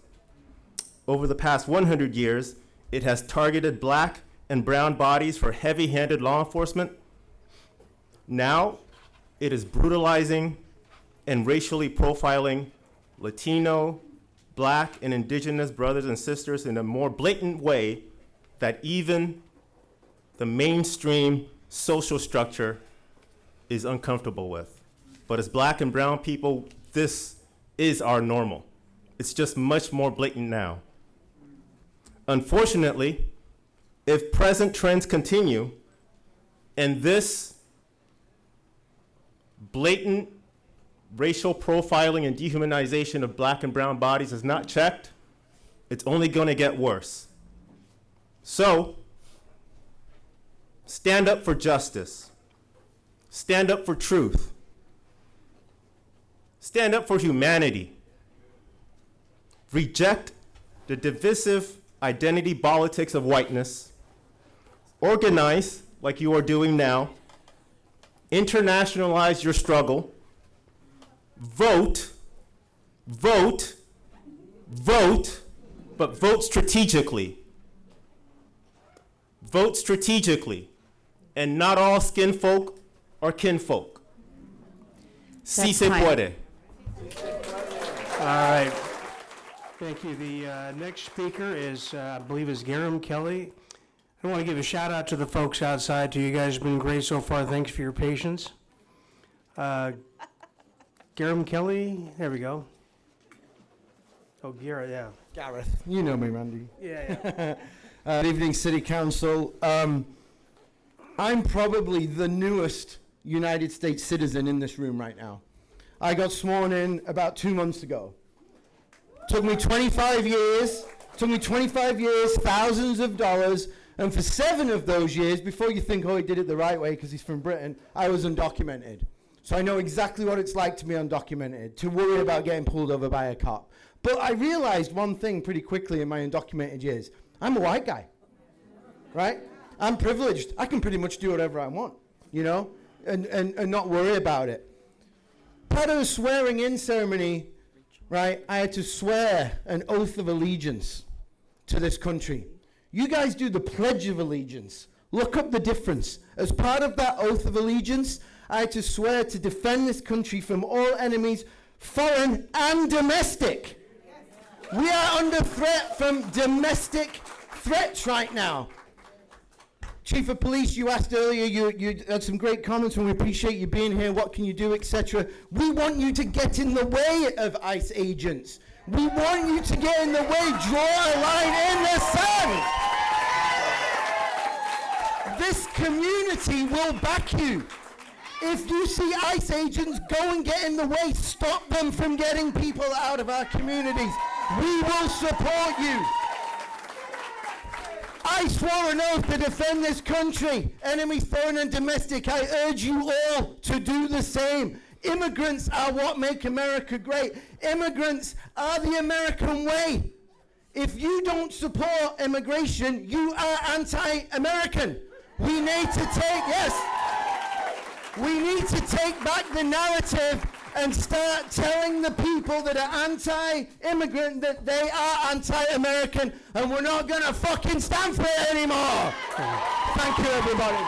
All right, let's try to keep the emotions a little cork on it, please. You guys, we're not going to get through this. We got to get through this, okay? 2 minutes each. It's Red. This is a name I'm going to struggle with. Red Healy, or I don't know if I quite got your name right. It's part of mindandheartprograms.org. Is that sound familiar to anybody? All right, I'm going to go with Anastasia Sinovsky. Yes, yeah. Which one's that? Oh, okay, great. You're gonna have to pronounce that one for me. That's a tough one. Did you put me on the list? Somebody put me on the list. Well, I actually want to say I'm an immigrant too. I'm here now for, since 1984. But what really gets me about this current situation is I'm a post-war German, and my grandfather was beaten up, interrogated, and incarcerated by the Nazis 1933, 1937, 1941.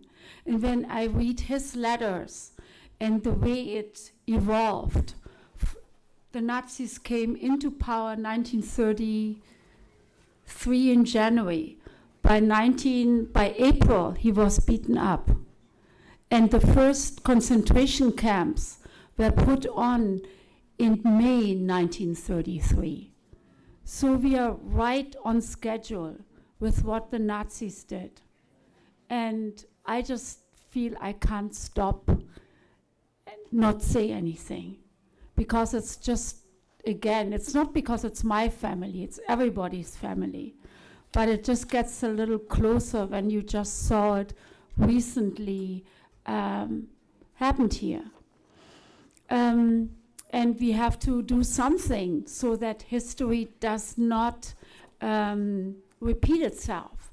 And what became very clear to me is that now the ICE agents are turned against immigrants, poor immigrants, the most vulnerable people. Soon they will be turned against everybody who speaks up. And I wouldn't be surprised if they know all our names already through the new AI, because the new ICE agent army is greater than the Israeli army and many other armies. And that is really scary.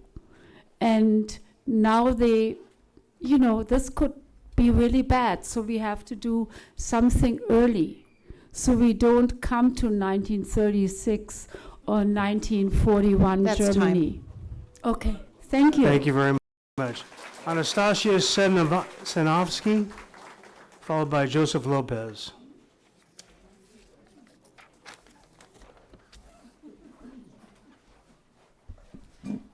Good evening, Council. My name is Anastasia Sanovsky, and I'm here on behalf of the Planned Parenthood Central Coast Action Fund. After a long meeting this morning, earlier with the Board of Supervisors, these points have already been stated, but they deserve to be repeated. PPCC AF stands in solidarity with the residents of Carpinteria who are alarmed and afraid as they've witnessed ICE activity move from silent acts in unmarked vehicles to large targeted displays of militarized power. At PPCCAF, our vision is a future where all people have equitable opportunity to experience high-quality health care, provided with respect and without judgment. But these militarized immigration enforcement operations stand in clear opposition to our vision and values. Instead, trauma is being inflicted on our communities. Right now, in unmarked vehicles, masked agents and uncertainty about the role of local law enforcement in protecting their community perpetuate fear. People are afraid to call local law enforcement for help, undermining public safety and eroding trust. Our neighbors are fearful to leave their homes, let alone seek the health care they need and deserve. This fear and intimidation directly impacts the ability to care for patients and their families. I'd like to say that we hold in deep gratitude the elected officials who responded swiftly when the call to action arose, and the gratitude to the many community members who felt compelled to act when the safety, security, and families of their neighbors were in jeopardy. But we ask that this same urgency now be applied by the Council to act on behalf of the protection, preservation of the health, safety, and dignity of all community members. We'd like to call on you to allocate funds. That's to support. time. Thank you. Thank you. Joseph Lopez, followed by Tanya.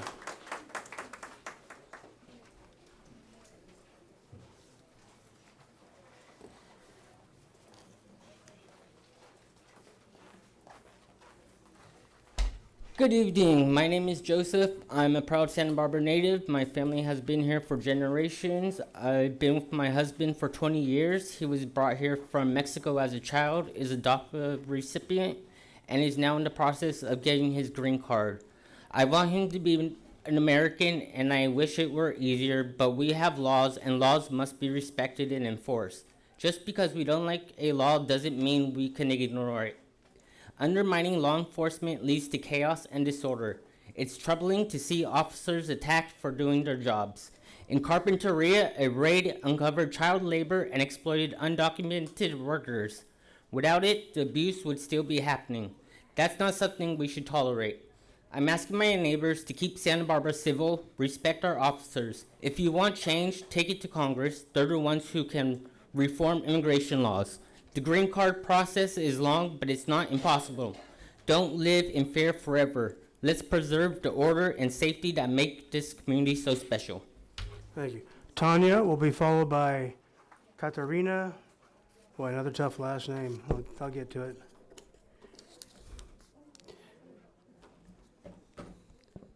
Good evening. Oh, okay. Good evening. The militarized ICE activity that has been occurring throughout our city is not about community safety or upholding the law. It is about terrorizing and traumatizing families and tearing the fabric of our community apart. It is designed to instill fear and suppress dissent. These actions are a prelude to authoritarianism and a glimpse into where our country is headed. We have seen these thugs continuously act lawlessly, violating the Constitution time and time again. They are disappearing people without any oversight. They are covering their faces and acting covertly and harming them using undue force. Once abducted, our community members are treated atrociously in these concentration camps. These are hardworking members of our community and contributing members of our society who deserve dignity, respect, and above all else, justice and due process. History will remember how you responded and what you allowed. This is a good start, but it is not enough. The community urges you to condemn these actions, to take decisive action denouncing ICE's illegal actions. We urge you to support the families that are being impacted, immediately allocate emergency funding to immigrant rights organizations on the front lines. You must protect our community. We are counting on you. Don't let us down. Katarina Gatanyuk, I believe, Gantanya. What? I'm guessing close. Katarina? Thank goodness. And followed by Katie Falve.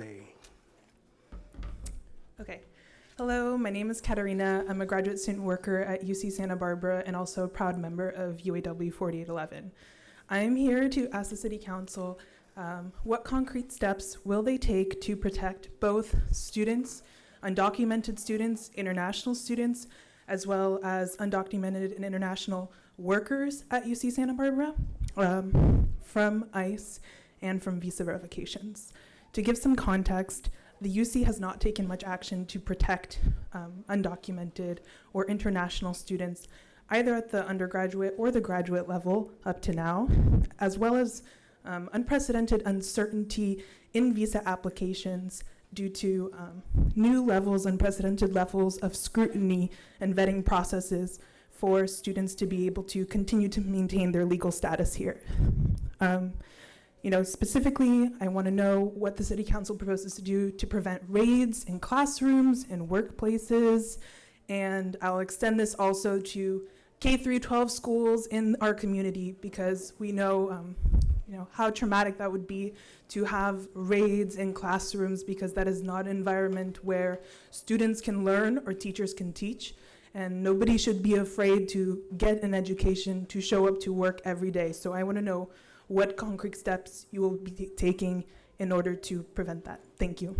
Okay, Katie Falve, followed by Peggy Harris.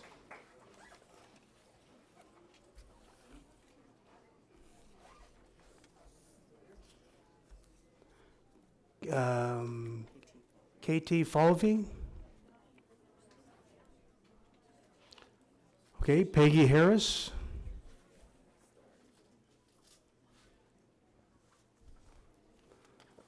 All right, we'll hang on to those. Linda Firth.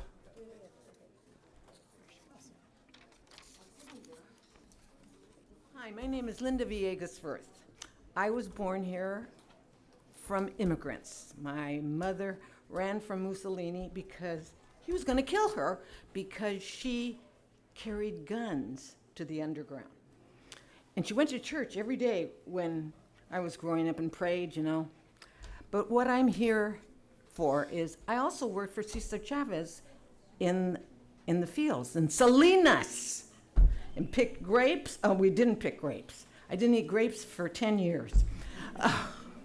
But anyway, I have two things. What really can you do What can you do? Not what will you do, what can you do legally?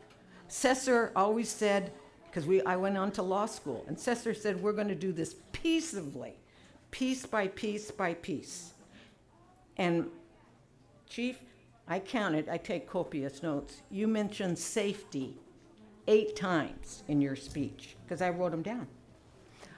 I, who is an abuela, I don't feel safe. And this is my hometown.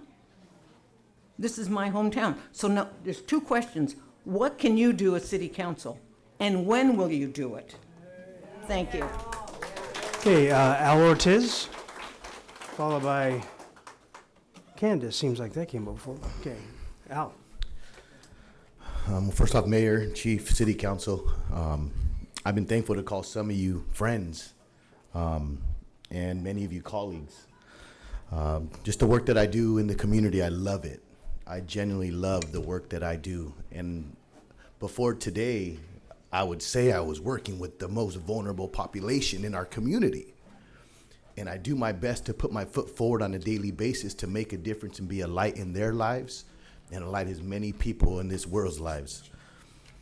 But now we're talking about a new vulnerable population. I've heard that multiple times today. And what it gets to me is because the work that we do to try to make a difference on a daily basis, especially here in Santa Barbara, now I'm worried about not only myself, being born and raised Shumash and Carpinteria, that's where my family came from. I go by Al Ortiz because I can't speak a lick of Spanish, but my name is Alfonso Ortiz. Okay? But just the way I look and the things I do are so real. And Mayor, you're one of my first phone calls. You are one of my, I have that connection with you, and I appreciate that. But the thing that really has been hurting and really been getting me and brought me here today is because now I'm worried about trying to make a difference in our community every day for us, but then I'm worried about myself and my staff being taken away from our community to do the job, to work with the chief, to work with our people. You know, I see many of you that I look at, and I literally know you from my life. I've seen people that I looked at, saw when I was that troubled guy coming out here 20 years ago. But now believing that I might be the mayor one day, you know? Maybe today. And no, but the difference is because now I'm standing beside you guys, and I see the changes. But this is a start. Seeing everyone in here, seeing everyone outside, this is a start. And if you know anything about me, I'm solution focused. Okay? I'm looking to, now we need a timeline, and we need to just start making the actions. But this is a start. Yes, it might be later than we wanted, but it's a start. So let's continue moving forward, y'all. God bless. Thank you. Okay, Candace, followed by GM. And I want to announce, if you want to put in a speaker slip, please do so by 8:30 at the latest, because we have to cut it off at some point in time. All righty? Good So, evening. Candace, please. Good evening. My name is Candace. As a resident of Santa Barbara, I am proud of my city for standing up against racism and hate towards our immigrants. I'm here today to be a voice for the voiceless. For those of you who have been affected by the ICE raids, I empathize with you. Your voices are not unheard. I live with the cries of children echoing in my mind each day. I feel your pain. You are not alone. Immigrants have played a foundational role in making Santa Barbara County what it is today. Immigrants contribute significantly to the economy, workforce, and innovation. Immigration keeps Santa Barbara diverse with traditions that keep California culturally vibrant and globally connected. We elected and appointed our Congress and our elected officials of Congress, and as constituents, we have a voice. I urge our community to not buy produce on the 16th, 17th, and 18th of July to support our California farms and hardworking immigrants. I urge Santa Barbara to speak up, do not stay silent. Silence is complacency. Keep protesting peacefully. Talk with your neighbors, lean on each other for support, educate yourselves on what is happening in your communities. This is no longer a bipartisan debate. This is no longer about Republicans or Democrats. The injustices that are happening in our country today are about reaching an agreement about basic human rights. We must stop the separation of families. We must hold Congress accountable and apply pressure by calling our members of Congress. What makes this country so great is our freedom of speech that is gradually slipping through our hands as Trump's authoritarian elected officials continue to threaten to dismantle our Constitution to benefit their deranged fascist agenda. Congress works for you. When it doesn't, it's your right and duty to act. Accountability doesn't just happen at the ballot box every few years. It happens daily through civic pressure. I am here today to advocate for those who cannot speak for themselves out of fear. I want That's to thank... time. Thank you very much. GM.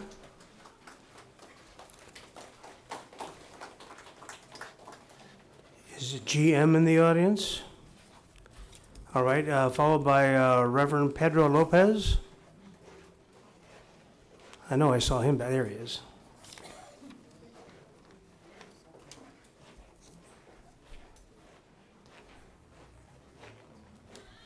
Thank you for listening. There's been a lot of comments made about the terrible things that have been happening, and they will continue to happen, whether they are assisted by the military or not. The raids will continue, and there are many families and individuals who will continue to be harmed. What I'd like to address is what we should be doing and can be doing to assist those who have been victimized, not only those that are in the process of being deported, but also the families that are left behind and the individuals, most especially the minors, the young children, the infants. Our Archbishop for the Archdiocese of Los Angeles has asked all of the pastors of the parishes throughout the Archdiocese to do what we can to assist families and individuals in whatever way we can. I know that in Santa Barbara City, having spoken with a number of the pastors here, that we are doing the best that we can, are trying to coordinate efforts. I think it's important, though, that not only individual churches or parishes, temples or synagogues be doing what they can individually, but that we coordinate with one another and with civil authorities and social groups from the community to provide assistance and help and give support to those who have been victimized by all these things that have been going on, because they will continue, and there will be many more people in need of our assistance. And so that is what I'm asking you to do to help us coordinate that effort, and I'm asking you as people of faith who are gathered here to speak with your pastors, your parish leaders, your rabbis, whoever it is, and ask them to please look not only within the parish or church community, but to look out, to network with others so that we can work together and provide the greatest possible assistance to those who are being victimized. Thank you. Thank you. Larry Berendt, followed by Rachel Back.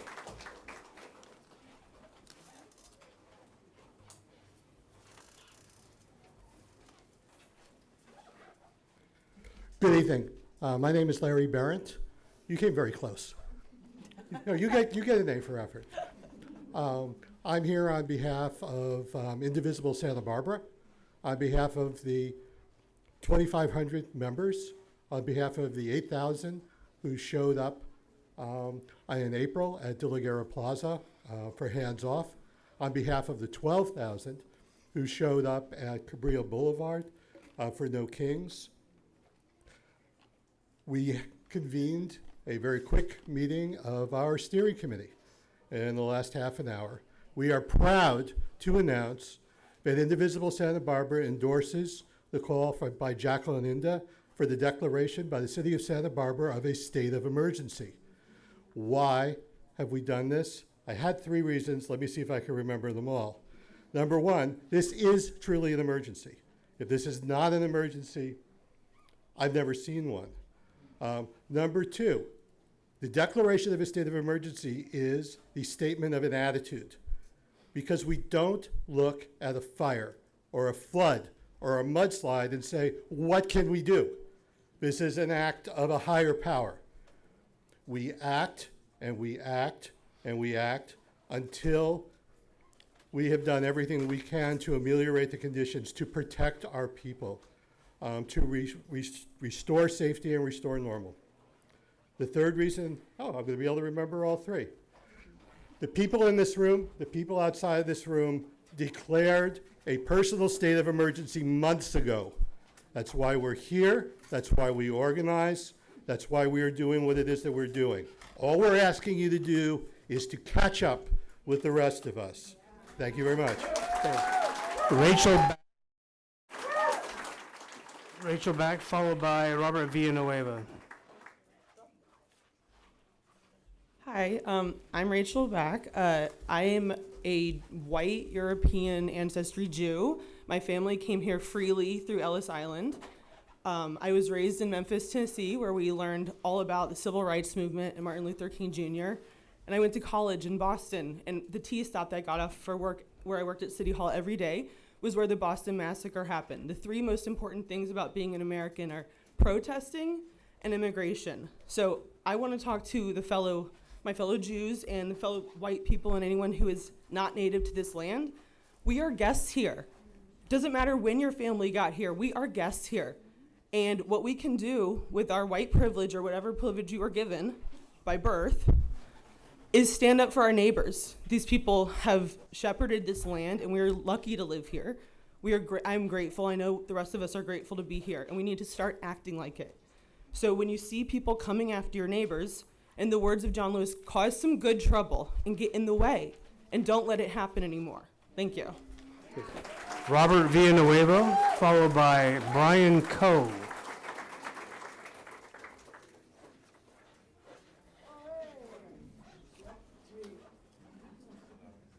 Hello, my name is Robert Villanueva, and I'm a member of the Land Back and Reparations Committee Task Force, Santa Monica, City of Santa Monica, and I here when I thought I was going to retire as a civil rights activist since 1969. Yes, I'm a former Brown Beret. I was there in 1970 during the, and I was in the blowouts as well. I was at the moratorium. I was one of the founders of MECHA. I did a lot, not because I wanted to, because it was needed at the time. Because I'm one of the 1% that didn't fall victim to alcohol, drugs, or became part of the prison industrial complex. I'm going to be 69 in 2 weeks. When is this going to end? And I like to quote famous historian, Spanish historian George Santayana.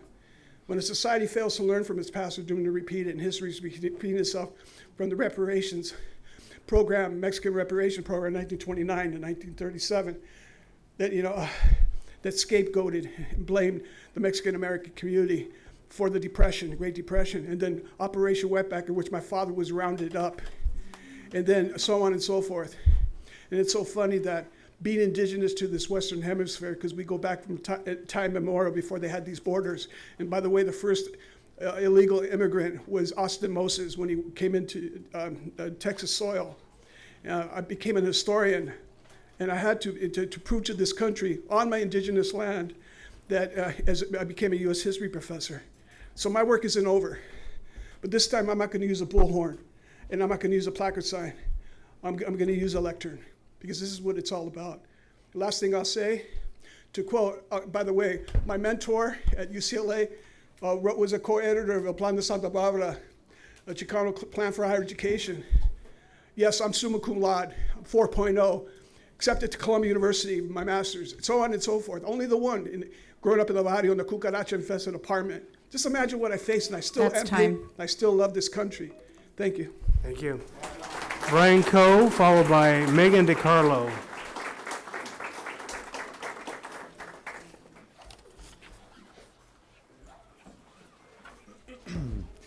Hi, good evening. I'm Brian Campos Colin Nenis. I'm a student at UCSB. I'm here on behalf of El Congreso, the activist group on the university, but most importantly, I'm here on behalf of my two immigrant parents. I wrote something a month ago to address in a big crowd of a protest, and I'd like to read this for you. We crawl through a systematic maze to no avail, no liberty, and no exit. Every now and then, it feels like we're brought back to this dead end, where we are united to address the issues of the world today. But the seed of hatred was not bestowed upon us yesterday. Generations of dreamers have been trampled on. Generations of lovers have been outlined with chalk. Generations filled with hope have not been welcomed. We face a xenophobic regime rewritten by different hands, but with the same type of pen. A regime that thrives on the system of oppression imposed on those who are here within our borders. A regime that attempts to rewrite our history and erase the atrocity of its own This country is built on oppressing others, genocide and the enslavement of indigenous people, forcing them to leave their homes, dragging generations of Africans to a life of enslavement, and many other marginalized groups that have endured horrific traumas. These communities will never receive the right amount of reparations because nothing will bring their families back, or their homes, or the life that they deserved. We are brought here today because we are not oblivious. We are here to represent those who cannot represent themselves. Even with degradation being so loud in the attempt to drown us out, we will not let this happen. As a person of this community, as a resident here at Santa Barbara on behalf of the university, and being from San Fernando Valley, of the San Fernando City, I urge you to put yourself in the front lines to protect the community that you swore to protect. Please, you see all of us here inside and outside have gathered around to take the time out of their day to be here. I'm a little bit flustered from the emotions, and I know so many of us are as well. That's all I got to say. Thank you. Thank you. Megan DiCarlo, followed by Brian Mertz.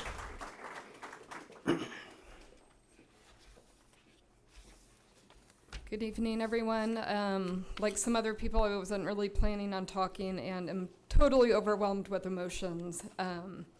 But being a woman with white skin and blonde hair for the moment, I wish there were more people like me who are here, who are speaking up for the people that are too scared to be here. And we're preaching to the choir, really. I mean, I think everyone in this room is pretty much on the same page. I'm married to an immigrant. My kids go to a bilingual school. I don't know what this world would be if it wasn't for diversity and immigration, which is what this country was built on. I'm also a nurse. I am so traumatized by the fact that there are people that are too scared to go for their health care. I was a school nurse, kids that are scared to go to school. This is wrong. We, the white people in the room, the privileged people, need to convince our friends and our families to step up and not wait until they're personally affected by this, because it's too late then. And we need to be the voice for the people that are too scared. So thanks for listening. So Brian Mertz, followed by Zach Kassabaum. Yeah, I just want to echo that a little bit, that, I'm scared, and I can't imagine what it's like for people that don't look like me, right? But I just wanted to say, I think there are things that police can do, and I hope we try to do more of them and be creative, think about what those things are. I mean, if I was driving around without a license plate, I'd get pulled over. Why don't they get pulled over? If I had too much tint on my windshields, I would get pulled over. Why don't you pull them over? Just pull them over and show everyone whose side you're on, right? It's a small step, but it's a step in the right direction. That's all I got to say.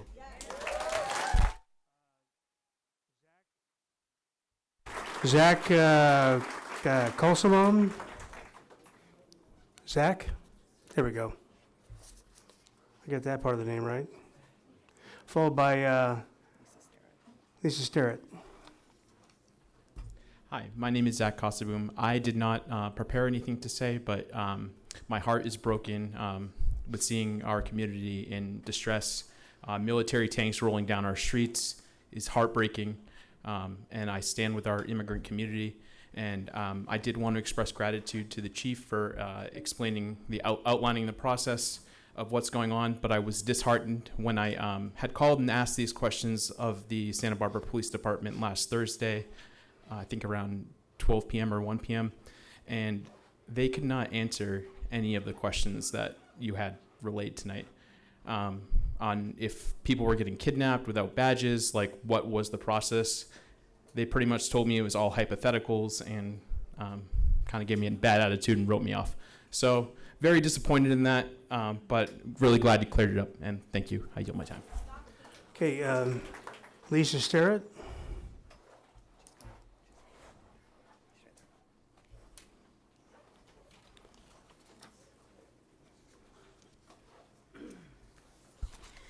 Hello, everyone. My name is Lisa Valencia Sharon, and I'm sorry I just got here, but I just want to thank all of you, all of us, all of you, everything that's been said. I'm third generation Mexican, third generation Irish. We're all immigrants.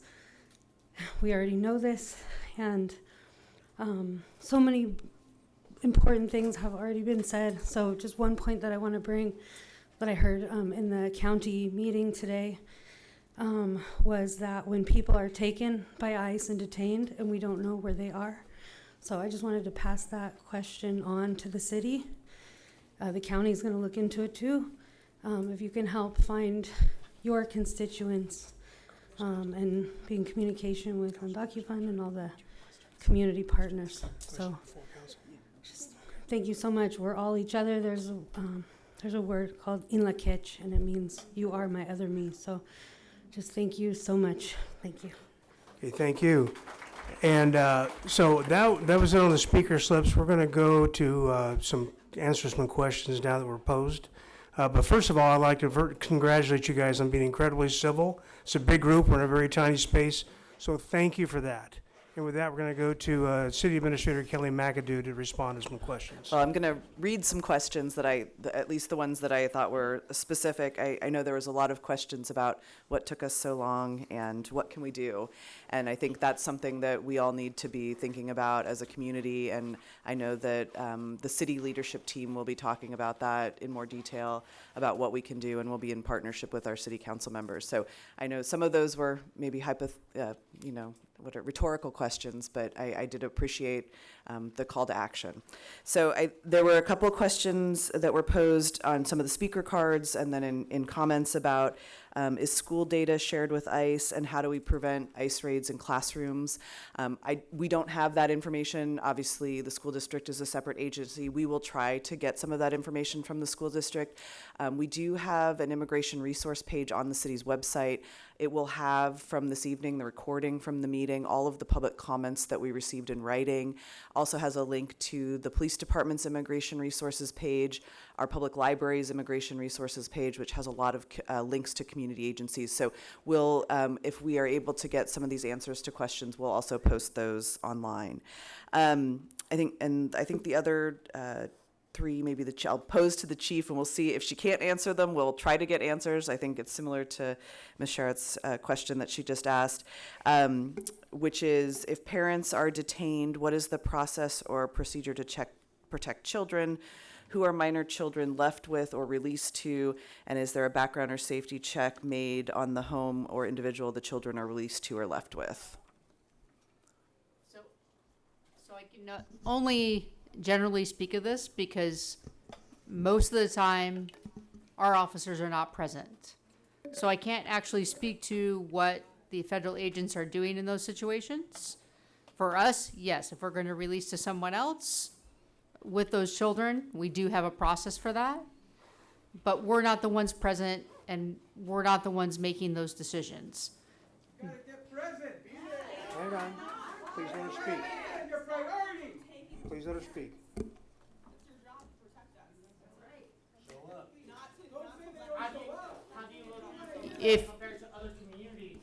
If we're going to continue to do this, please let the chief speak. Okay, everybody's had a chance to speak. It's the chief's turn now, please. Thank you. I promised you at the beginning of this I would be honest and transparent. I'm not going to sit here and tell you I have all the answers, because I don't. This is the beginning of the conversations. This is not the end. I hear your concerns. I understand there's a lot of fear. I understand you want us to do more. You're right, I don't. You're right, I don't. And I did say that in the beginning. You're right. You're absolutely right. You're absolutely right. Please, let's keep that civil tone, please, so we can get through this. No. Listen, I want. I'm very patient here, and we have a background in dealing with this type of situation. Why are the police not there when they take people into custody that they leave children unsupervised? It's happening all over the place. Okay, so that question's been asked. Let's Listen, let the look, chief answer this, Can I, please. can I please answer the Please. question? I have listened. You may not get the answer you want, but the chief's gonna give the answer that she has, okay? So give us a chance. Please give us a chance. Chief. I'm just frustrated. We're all frustrated, trust me. We're not notified by the federal authorities when they're detaining, who they're detaining, if they're taking parents, and if children are left behind. They don't notify us. We don't know. The only way that we know is if you call and ask for police assistance. We don't know. They don't tell us. So there is no way for us to know whether they're taking a parent and what children are left behind.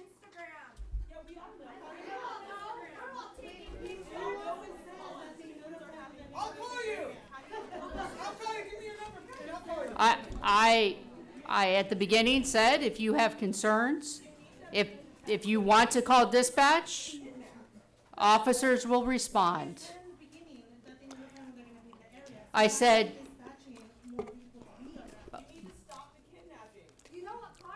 Okay, if this is gonna turn to a shouting match, you guys, we're gonna have to end it, okay? Please let the chief respond to the question that was asked, and the questions were asked by the audience, like we said out in the beginning. Please, we're trying to hear you, but we're not gonna get into a shouting match, all right? So, please let the chief know, it's not time for Q&A. We've already got the questions laid out. Chief is gonna respond to what's put before her.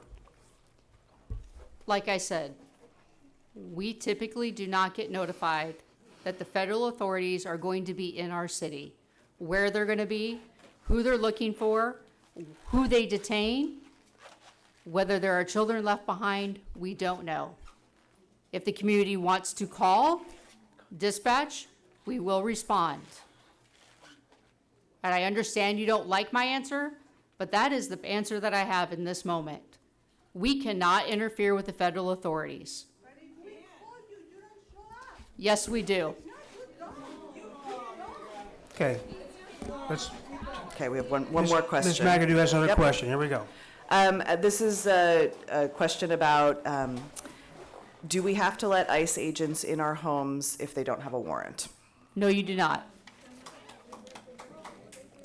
And then I think the other question that was posed, which I'm not sure, and Chief, I'm not sure if we can answer this because it's more of a, I think maybe a district attorney question.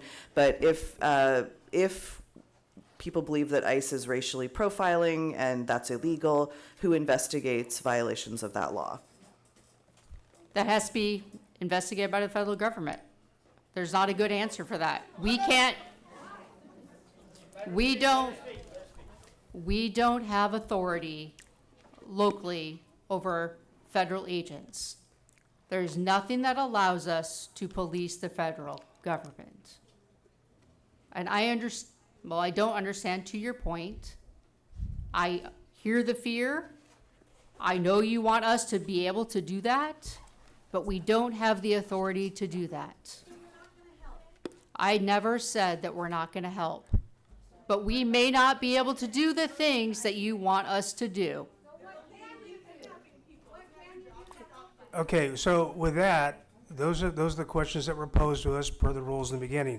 I'm going to let each one of our council members now address you all for 2 minutes each.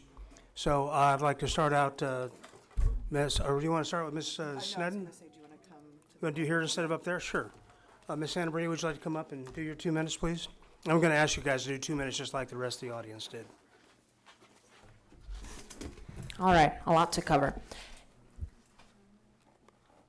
We need to deal with what is actively happening, and this morning alone, we had one individual male who was picked up literally one street over from where I live on his way to work. I have gotten multiple reports from the community that 2 families, entire families, were picked up at Adelante Charter School this morning while they were dropping their kids off at summer camp. I am appalled and full of anger that this is happening in our community, but we need to remain calm and make sure that we are doing something tangible. In Spanish, we say, mantén la cabeza fría. We need to stay calm. No. Please let her speak. And believe me, I hear the concerns 1,000%. I have a few questions on our next steps because although these are just quote unquote comments, we are here as a council. 1, 2, 3, 4, 5. We're all here. Councilmember Sneddon is here on Zoom. So we're all here. We have quorum.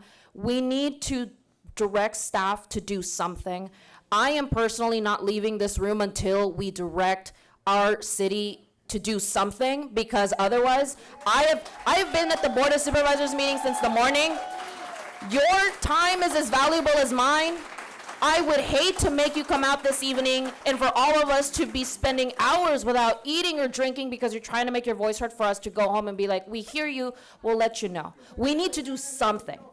And I understand that we're not going to be able to adopt anything procedurally. There are things that prevent us, fine. But I do want us to have a civil discussion where we can come up with what are our next steps.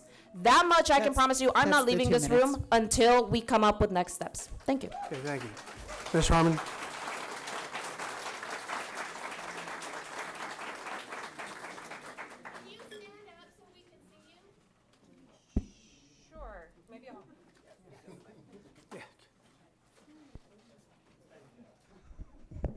How's this? Is this better?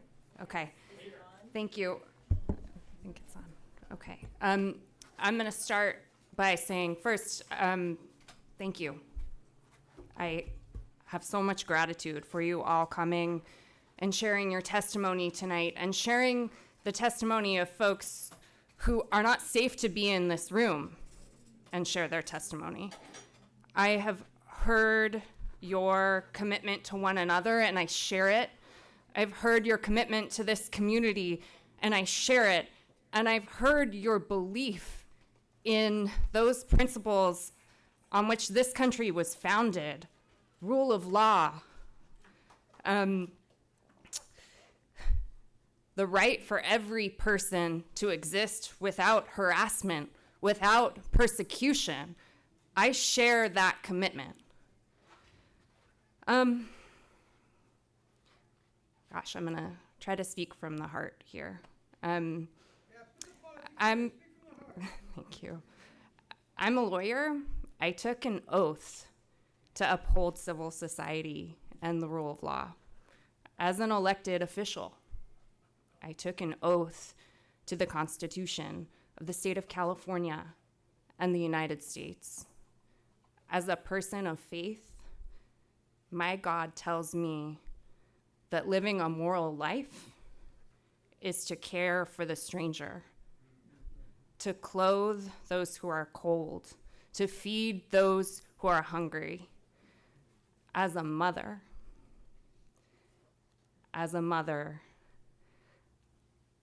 I feel the heartbreak in this room. I feel the terror in this room. But if I could say one thing that I want you to take away from my comments tonight is that I also feel your dedication. That's the 2 minutes. Thank you, I'm almost done. And I share that dedication. I share that dedication to moving forward with tangible steps. And I want to build on what Councilmember Santamaria said. Here's what I want us to consider. I want us to consider an emergency declaration. I want us to consider opportunities for funding for 805 undocumented Ms. Harmon, that can come and up other in a minute, nonprofits. yeah. I was just going to No, say you're done. You're done. Okay, I have a couple more actionable steps that I think we should direct staff to consider. Mr. Jordan, go right ahead.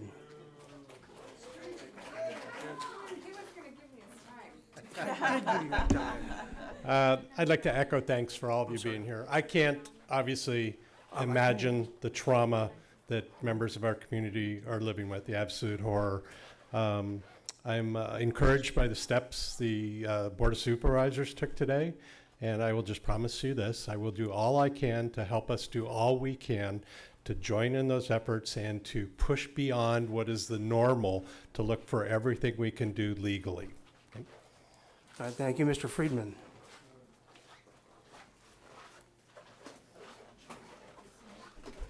Good evening, everyone. First of all, I just want to echo thank you all for coming out and exercising your First Amendment rights. It's important that we have the First Amendment for this very reason. You know, like Councilmember Harmon, I had something I was going to say, but this calls for a little more than kind of prepared remarks. But so one of my closest friends, we've known each other since we were kids. He still lives up in Lompoc. And he was telling me the following not too long ago when I was talking to him. He's darker skinned. His wife looks like me. And they have two beautiful daughters in their late teens. One daughter looks like his wife. The other one looks like him. And so he said they had to have a conversation with their darker skinned daughter on all the different scenarios that could happen if she's out driving and pulled over and all kinds of things. And they didn't have to have that conversation, their lighter skinned daughter. And a lot of people in Lompoc here, you all had those conversations with your families. And this is someone who means the world to me. He's like a brother to me, and his daughters are just beautiful. And it's just heartbreaking. And that's the only word I can really say about what's really going on. And as I wanted to share, for me, as you all know, most of you know, is I had a severe medical emergency 3 months ago. And I haven't really talked about it, and I'm still processing it. And the reality is I shouldn't be here. And I beat the odds of what happened that day. And I'm trying to process things. And, you know, I believe that God saved me that day, and I'm trying to understand, but God wanted me here in this room just as God wants all of you in this room. That's the 2 minutes. And I will just say that going forward, we need to all appeal to our greatest president who asked us to be our better angels. And if it's not going to happen at 1600 Pennsylvania Avenue, then it's up to all of us to make that happen. And that's Abraham Lincoln. Mr. Gutierrez.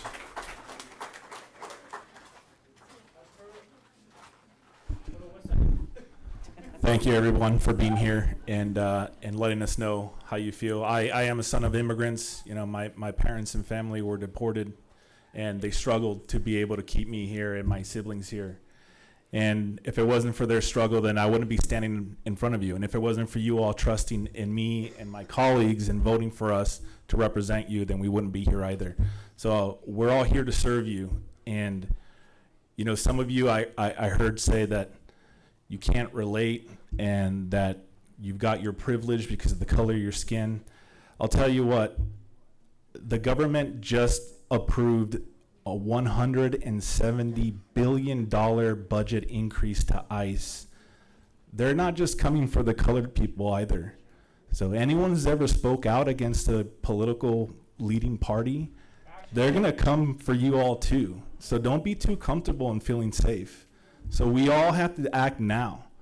And if it's not working with our ballots and our votes, then it's gonna have to work through our wallets. We're gonna have to make really tough decisions on what we're gonna spend our money on. Because once you cut the funding, then you cut the power. So that's all I'm gonna say, and I will take your responses, and I'm looking forward to speaking to my colleagues about what we can do. So thank you. Okay. Ms. Sneddon online? Okay, that's enough. Ms. Sneddon? Can you hear me? Ms. Sneddon, can you hear us? Can you hear me? Yep, there we go. Yeah, now we can. Yes, you can hear me? Yes, we can. Thank you. I'll be quick. We're not like anywhere else. Our community is foundationally immigrant. Our teachers, our doctors, our nurses, our farm workers, our public safety, our journalists, our judges, our activists, our leaders, our students. We need to stand by all of you. We are interwoven. I'm extremely grateful to Primitiva Hernandez for calling for this meeting before Glass House even happened. Primi asked for this meeting.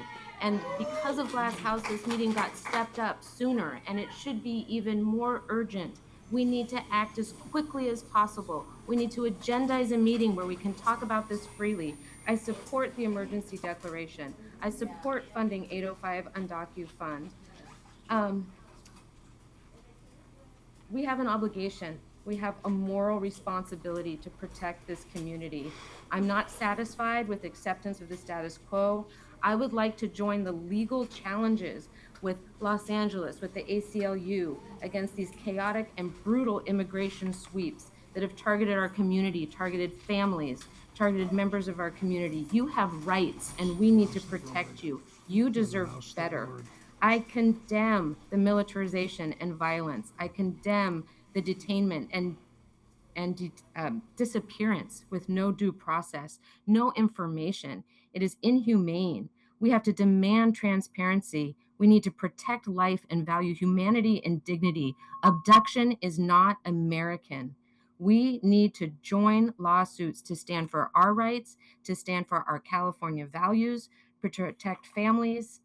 We need to come back as many times as we need in order to get this right. We hear you, our Chumash elders, 805 Undocu Fund, SB Can, Casa de la Raza, Immigrant Legal Defense, members of the community. I am in awe of those who have been present and have borne witness. You are heroes. I stand with you. I would like to move that staff and the city attorney and our city administrator and the chief of police please bring back policy at an agendized city council meeting at a time when we can take action.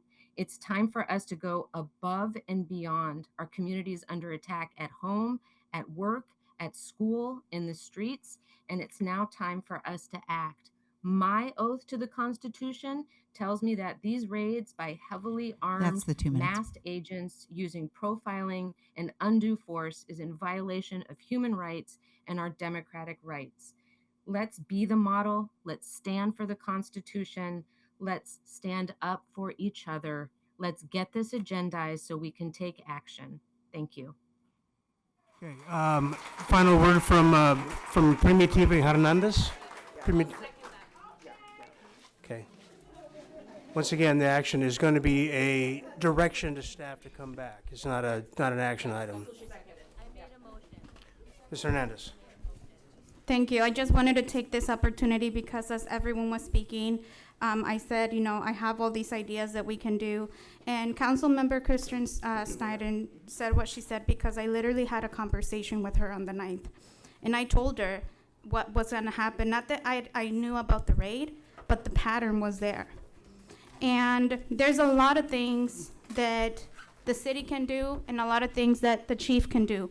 For example, I know for a fact, and they also stated, and I've spoken to other chiefs as well, and ICE, for the most part, does notify the chief when they're going to be in the community so that there is no blue on blue. City of Santa Ana wanted to pass an ordinance so that the chief would notify the rapid response system, which that is us, that ICE is going to be in the community so that we can let our community know that morning, because they check in the morning, that they should be watching out for masked kidnappers. We have over 30,000 people on our hotline database that rely on these alerts, and I know that many of you receive those alerts as well. Also, the emergency proclamation for funding. Like I said, there's 4 team members on my team right now covering 3 counties, 100% funded with philanthropy. There are approximately 500 families right now waiting for financial assistance, all philanthropy. Where is the city support? Where is the county support? I've been asking for this 30 days ago, and I was blown off with the rest of the people that were met. 500,000 was too much for it to allocate. So now we want $1 million, and $1 million is not enough. $1 million is crumbs. We also want the police to allow us to do our work. I would like to use this space to do trainings for a rapid response, because as we know, solo el pueblo salva el pueblo. And it has been churches, places of faith that has opened the door for me to do our trainings, and build our numbers. When there's places like these that are based on city dollars, why do I have to jump through red tape to show liability and go to the churches where I can have my trainings? I could have this space and train 100 people on a weekly basis that would be out there patrolling. And when we patrol, ICE runs away. Many of you have done it. And if we are following, which is something legal that we can do, and they call on police, you can show up for us, because oftentimes they will follow the volunteers back to their homes. They are also intimidating us for following them and ensuring that they are not violating people's rights, which we know they are doing it. So there's a lot of things we can do. And I have like 5 other things here that I know may seem like a dream, but ordinances, that can make it happen. And that will make people feel safer. It's not gonna solve it, because we are fighting against a $1 trillion machine that is built to keep us oppressed. And if you guys are feeling uncomfortable, that is because it's not working on you. And you should continue feeling uncomfortable and showing up for community, because that is the only way that we're gonna be able to build something different. Not what we had in the past, because that wasn't working either. Not what we have now, because it's obviously not working, but something that works for us here today. Thank you. Thank you very much. All right, and then Ms. McAdoo has a wrap-up comment to make. Thank you all. I was just going to repeat some of the actions that I heard from the council members that we will incorporate into the motion. And basically that the motion is to have staff research the items that were mentioned, and we'll bring back with an action for the council to consider at an upcoming meeting. So the first was considering an emergency declaration, funding both 805 and DocuFund and other organizations that are supporting our immigrant communities and the legal fights that they're facing, looking to join the legal challenges with LA, ACLU, and others, explore notifying the rapid response system when we get notice from ICE, partner with the county on the actions that were mentioned at the Board of Supervisors meeting today, look into how we might offer city facilities to do trainings for community volunteers. Just looking at some of one of the other suggestions that came up during the comments today was police officers potentially handing out the red cards. We'll explore that option. Some of the other ones, I think, notifying partner agencies when ICE is in neighborhoods. So I think those were what I heard. If I'm seeing council nods, those are the items that staff will research and, yep. Yeah, go ahead, you should have a question. Is this on? Oh, it is. Just a very brief question is when we're going to be discussing this, because our next council meeting is for July 29th. That's way too long to wait. So I would like to ask my colleagues if you're willing to call for a special meeting. I mean, I'm open Friday. I'm open any day. I know we have to give a 24-hour notice, but let's get this, my question is more is when can staff come back with this? Because we just need to do this as soon as possible. So the question is when can we come back? What is the soonest that we can come back? There's no way we can do this by next week, which would be, excuse me. If you want us to do it right, we're going to have to take the time to get all the information. We have to research, we have to get the information. A lot of information. research to do, a lot of sources. Hey, how about not yelling?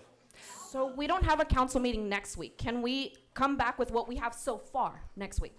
Even if we don't have anything, we need answers for the community.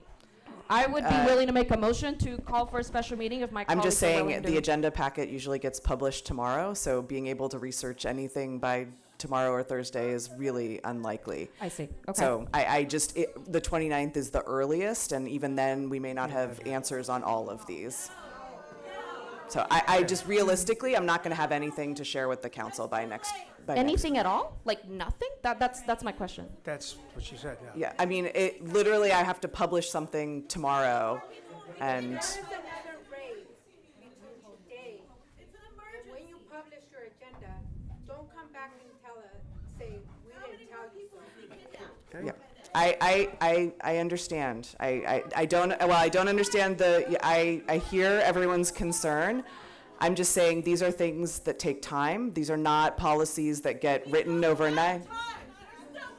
Yeah. Okay. Yeah. So I know we're not going to have all of the answers, but at the very least, we need to come back to continue the discussion. We can't wait until 29th to continue the discussion. I understand we won't have the Directed answers. staff to do exactly that, Wendy, is to come back and do these things. So if we're gonna not have knee-jerk reactions and things that don't mean anything, just symbolic, we need to take the time to really do it right. If we just do it like it's emotional, we'll get this done this way, we're gonna end up with nothing. Right, and I understand really that, wanna do something. but as a council, we need to be able to dialogue about this. Families are literally I mean, if being the taken- council wants to schedule a special meeting to have another conversation, that's fine. I'm just saying, I'm not sure Let's do that there's that. gonna be any, but that's up to you and your colleagues. I'm just saying, we probably won't be able to have information for you to take action on. Let's call this off. Well, I'd like to ask my colleagues if you're willing to meet next Tuesday. We don't have a meeting, but I think it's at the very least meet in a week and What are continue we gonna discussing our meet next about? I steps. don't understand. What are we gonna meet about? This is not the proper place to have this discussion. I'm for having a meeting, but here's the thing. Do we want to have this meeting again? Yes or no? I know, and I'm trying to understand from my colleague here, other than repeating this meeting, what are you hoping to accomplish if our staff just said that we cannot have the answers that you're all looking for? I want to make sure that we have answers for you, and I'd like my colleague to explain why you want to have a meeting where we're not going to have those answers.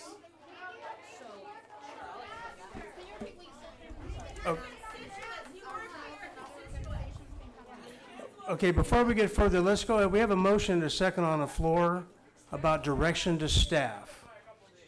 Can I go ahead and get a vote on that? I believe I need to do a roll call. Is that Roll correct? call vote, yeah. And Ms. The motion is for staff to research and to bring it back with, yes. The and things we will- talked about. Yeah, the items that I had mentioned in my comments. Okay. Okay, so All right. Sarah Ms. Gorman is gonna Gorman, call are you the going to go ahead and call the roll on the vote, please? Yes, and this is a motion by Councilmember Sneddon, seconded by Councilmember Santamaria, I believe. Okay. One moment.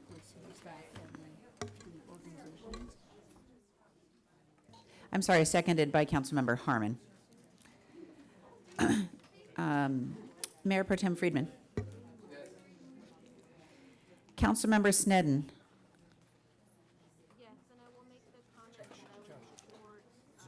One moment. Councilmember Sneddon, can you vote again? We couldn't hear you. My vote, can you hear me? Yes. My vote is yes. Thank you. And I would support a continuance of this meeting to next Tuesday so that council could have more than 3 minutes to discuss or 2 minutes to make our comments and actually have a meaningful discussion. Okay. That's not part, that would have to be a separate motion. So let's It's just finish a the vote comment. on this It's just a motion and then. comment. Yeah, that's just a comment Yep. to the motion. Okay. Councilmember Gutierrez. Yes. Councilmember Harmon. Yes. Councilmember Jordan. Yes. Councilmember Santamaria. Yes. And Mayor Ross. Aye. So I wanted to just, Primitiva had just suggested that 805 and DocuFund could meet with staff, and if we don't have council members present, that would allow us to actually not have to notice a meeting, and we could actually maybe take, think about what actions could be taken and bring that back We and could do some cover other some more things. ground that way. So we are happy to do that. I can do that in the next couple of days, and we can schedule time with the chief, myself, and other key city leaders and anyone else, other organizations. We're happy to do that.